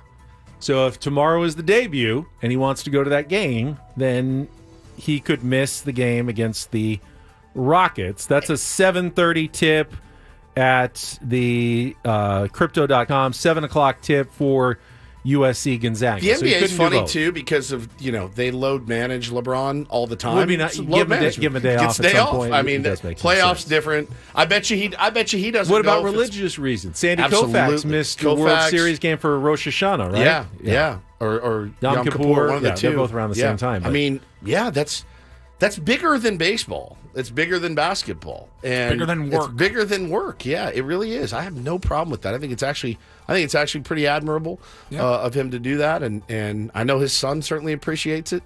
Very, very cool. And we were talking about, for anybody, but then we start throwing out, the Manny Machados, the LeBron Jameses. LeBron James can do whatever the hell he wants. Yeah, he do whatever he wants. Been in like 20 years. Literally, whatever he LeBron wants. James. Got skins on the wall. Who in that organization is going to tell him no? Hey, LeBron, it's Adam. I'm going to need you to Now, play. if Bronny doesn't play on Saturday, and that's not his debut, the next game isn't until December 10th, and the Lakers are completely off that weekend. So, unless they make it to the finals of the tournament, then they might play on the 8th or 9th, but I think he could go to that game. So you could make all of this a non-issue by not playing him against Gonzaga this weekend. It is interesting that I'm married to a woman that gets mad when I'm married to a woman who gets mad when baseball players take paternity leave in the middle of the season. She does? Yes. It's like her hard lines, like it's her. You came home. You cut your paternity leave short last time. Mostly because she was sick of me being there. And there was probably an idea of go to work, idiot. Like, you don't need to be here. He doesn't want your breast. He needs mine. There's nothing you can do here except get me water and stuff. And you'll do that at 10:15 when you get home. So she's like, when people are like, oh, he's off for paternity leave, she's like, really? Okay. She gets mad about it. It's now, hysterical. I like when our first was born in 2003, I was still doing Padres pre and post, and he was born May 20th. So we had games like every single day. I took the day off that he was born, but I went back to work the next day. Now I'm home, I was home from 6 a.m. until 4 p.m., and then I went and did the game and came back. Yes, you and, put your time in. So it's not like I was totally gone on a road trip for 2 weeks. And I'm home at 10:30, and I'm home till it's time to get up and go to work. Yeah. So, totally different. Let's flub it up. That is our Rindle report. Yeah, I got a couple of minutes left. Let's just get right to the flubs. Why not? We'll probably have some time at the end. Browns, Bengals, Ravens, 3-2 teams in Who are that the division. Ravens? Ballast Point Beer, the official craft beer of the San Diego Padres, at Ballast Point in Little India. He's not 35. But he will pitching be before the contract is done. What is a contract? Holiday season is almost here. 30 days, half September. And that is do this for a Wednesday. Don't. Better Woods, back after checking traffic on 97.3 FAM. He's got the fifth most wins coaching time, all-time coaching. Fifth most, yes. February 12th, State Farm Stadium in Glendale, State Arizona. what? State Farm Stadium. That's not what I heard. It's not what I heard either. Our first sound from Padres spring training 2013. I think when a veteran pitcher is having success with those numbers, 6-year history of Major League Rugby. What is rugby? Sam San Diego's #1 sports station. 93 The Fan. We were just talking about Landon Jonovan. Who is Landon Jonovan? All right. Back after a check of traffic here on 91.3.7 The Fan. Almost the entire 97.3 The Crew is coming out. And then, of course, Joe Darvish and the kettlebell on the toe. Paul Reindl is our executive producer, YouTube director. What's the director? He's the director. The Sockers, they haven't lost a season all home, so we need you out there. Craig Elston will join us with some streaming television. In which Grammy-winning Beatles song does Paul McCartney sing about the words that go together well? He was our man on the scene in the Beast of the Belly, Dodger Stadium, on the premier Chevrolet of Carlsbad fan What hotline. is Carlsbad? Are you okay? What is happening right now? If you like brisket and you're not going to Grand Ole Barbecue, you're doing it wrong in North Park, at Flynn Springs, and What is out at North the ballpark. Park? North Park. 97.3 The Fan. Paul's got some really good audio coming up in the Reindl Report as well from Gabe Kapler, manager of the Giants, that you won't want to stay tuned for. Sits down and talks to the owner of the Baltimore Orioles, Peter Angelos. The Baltimore what? What Orioles? What'd I say? To wrap up our 90s country 90s country theme for the week. Seem to enjoy playing for Bob Meller. Bob Melvin. Who is Bob Meller? And the Padres tie up this series in San Francisco. What did we win? We won something. Here we go. There it is. Good job, Woodsy. Good job. Who? Woodsy. The Baseball Writers Association. Try that again. That's all, folks. Good job, William. It's unbelievable. He was so confident because he got me in something. Good job, Willie. Good job, Woodsy. All right. Do you think anything happens this weekend, Ben? I don't know. Now that they're on their way, basically, to the winter meetings, I think it's going to be a pretty quiet weekend. En route, per se. And a pretty explosive week next year. Next year. This year. This season. Next week. Next week. Next week. So the week after. Yes. There's only one move I'm actually cheering for now. MLB trade rumors predicted I'm with you. that the Padres were going to sign Korean outfielder Jung-Hoo Lee. Mm-hmm. And I really only want it to happen for the purpose of putting him together with the new Padres manager in the Hooley Schilt pairing of their offseason moves. So ready to go. I thought you were talking about the rumor that Shohei Ohtani is going to go to the Blue Jays. That would be okay. That's one that that would be okay. I've got my S posting. It's ready. I was just ready to go. It's in the drafts. I'm just waiting for it to happen. And they're in the mix along with the Cubs, the Dodgers, of course. I went through the reasons why I think the Ohtani move is now happening earlier than we originally thought. Did you see the news week yesterday about all these insiders saying he's known where he's wanted to go for a while now? Like, he knows where he's going. But they don't know where that is? Don't know where that is. Where do you get that information? I don't know. Like, oh, yeah, I know where I want to go, but I'm not telling you. Not telling anyone. I don't know about that. That sounds kind of made up. Yeah, it could be. Could be. It's that. I mean, everyone. 'Tis the season. Everyone kind of has an idea. No one's so open-minded. Like, all right, I'm a free agent. I'm going to treat every single team equally. Yeah, the Tigers are just as equal as the Red Sox. Everybody has a bit of an idea of where they want to go. Now, did he already have his heart absolutely set on something? If he did, I think we'd have an idea of what team that is. God, he's such an enigma. I just have no idea what to expect out of this guy, and it's so fascinating. And it's still funny I can see you can make both arguments that I could see that one being the first domino to fall, but then I could see it dragging for. But doesn't that make the entire market drag? Yes, it absolutely does. If he holds up the entire, maybe he wants to hold up the entire baseball offseason, and nothing really happens until Shohei Ohtani signs, Juan Soto is traded, everybody's waiting on the biggest dominoes to fall, and then you can start making some bigger moves. So far, we've seen mostly smaller moves. Yeah. 1-year deals, 2-year deals at the most, a couple of re-signings like Aaron Nola, but none of the major pieces have fallen because, if you have a giant offer out to Shohei Ohtani right now, you can't really go and sign a bunch of other people at the same time. You can't call his agent and go, hey, I've got we got till 5 o'clock today. You're going to have to let us know. They'll be like, no. You're on his time. Yeah, you're on his time. Yeah, so that's that. You're wooing him. Yeah. Yeah, you're not. Hey, should I call him and do the hard sell? No, do not call him. Don't text him, nothing. No hard sell on this guy. Let him come to us.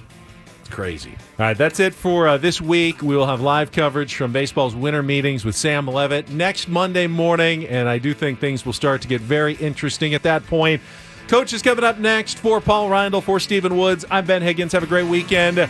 From all of us here at San Diego's #1 sports station, 97.3 The Fan.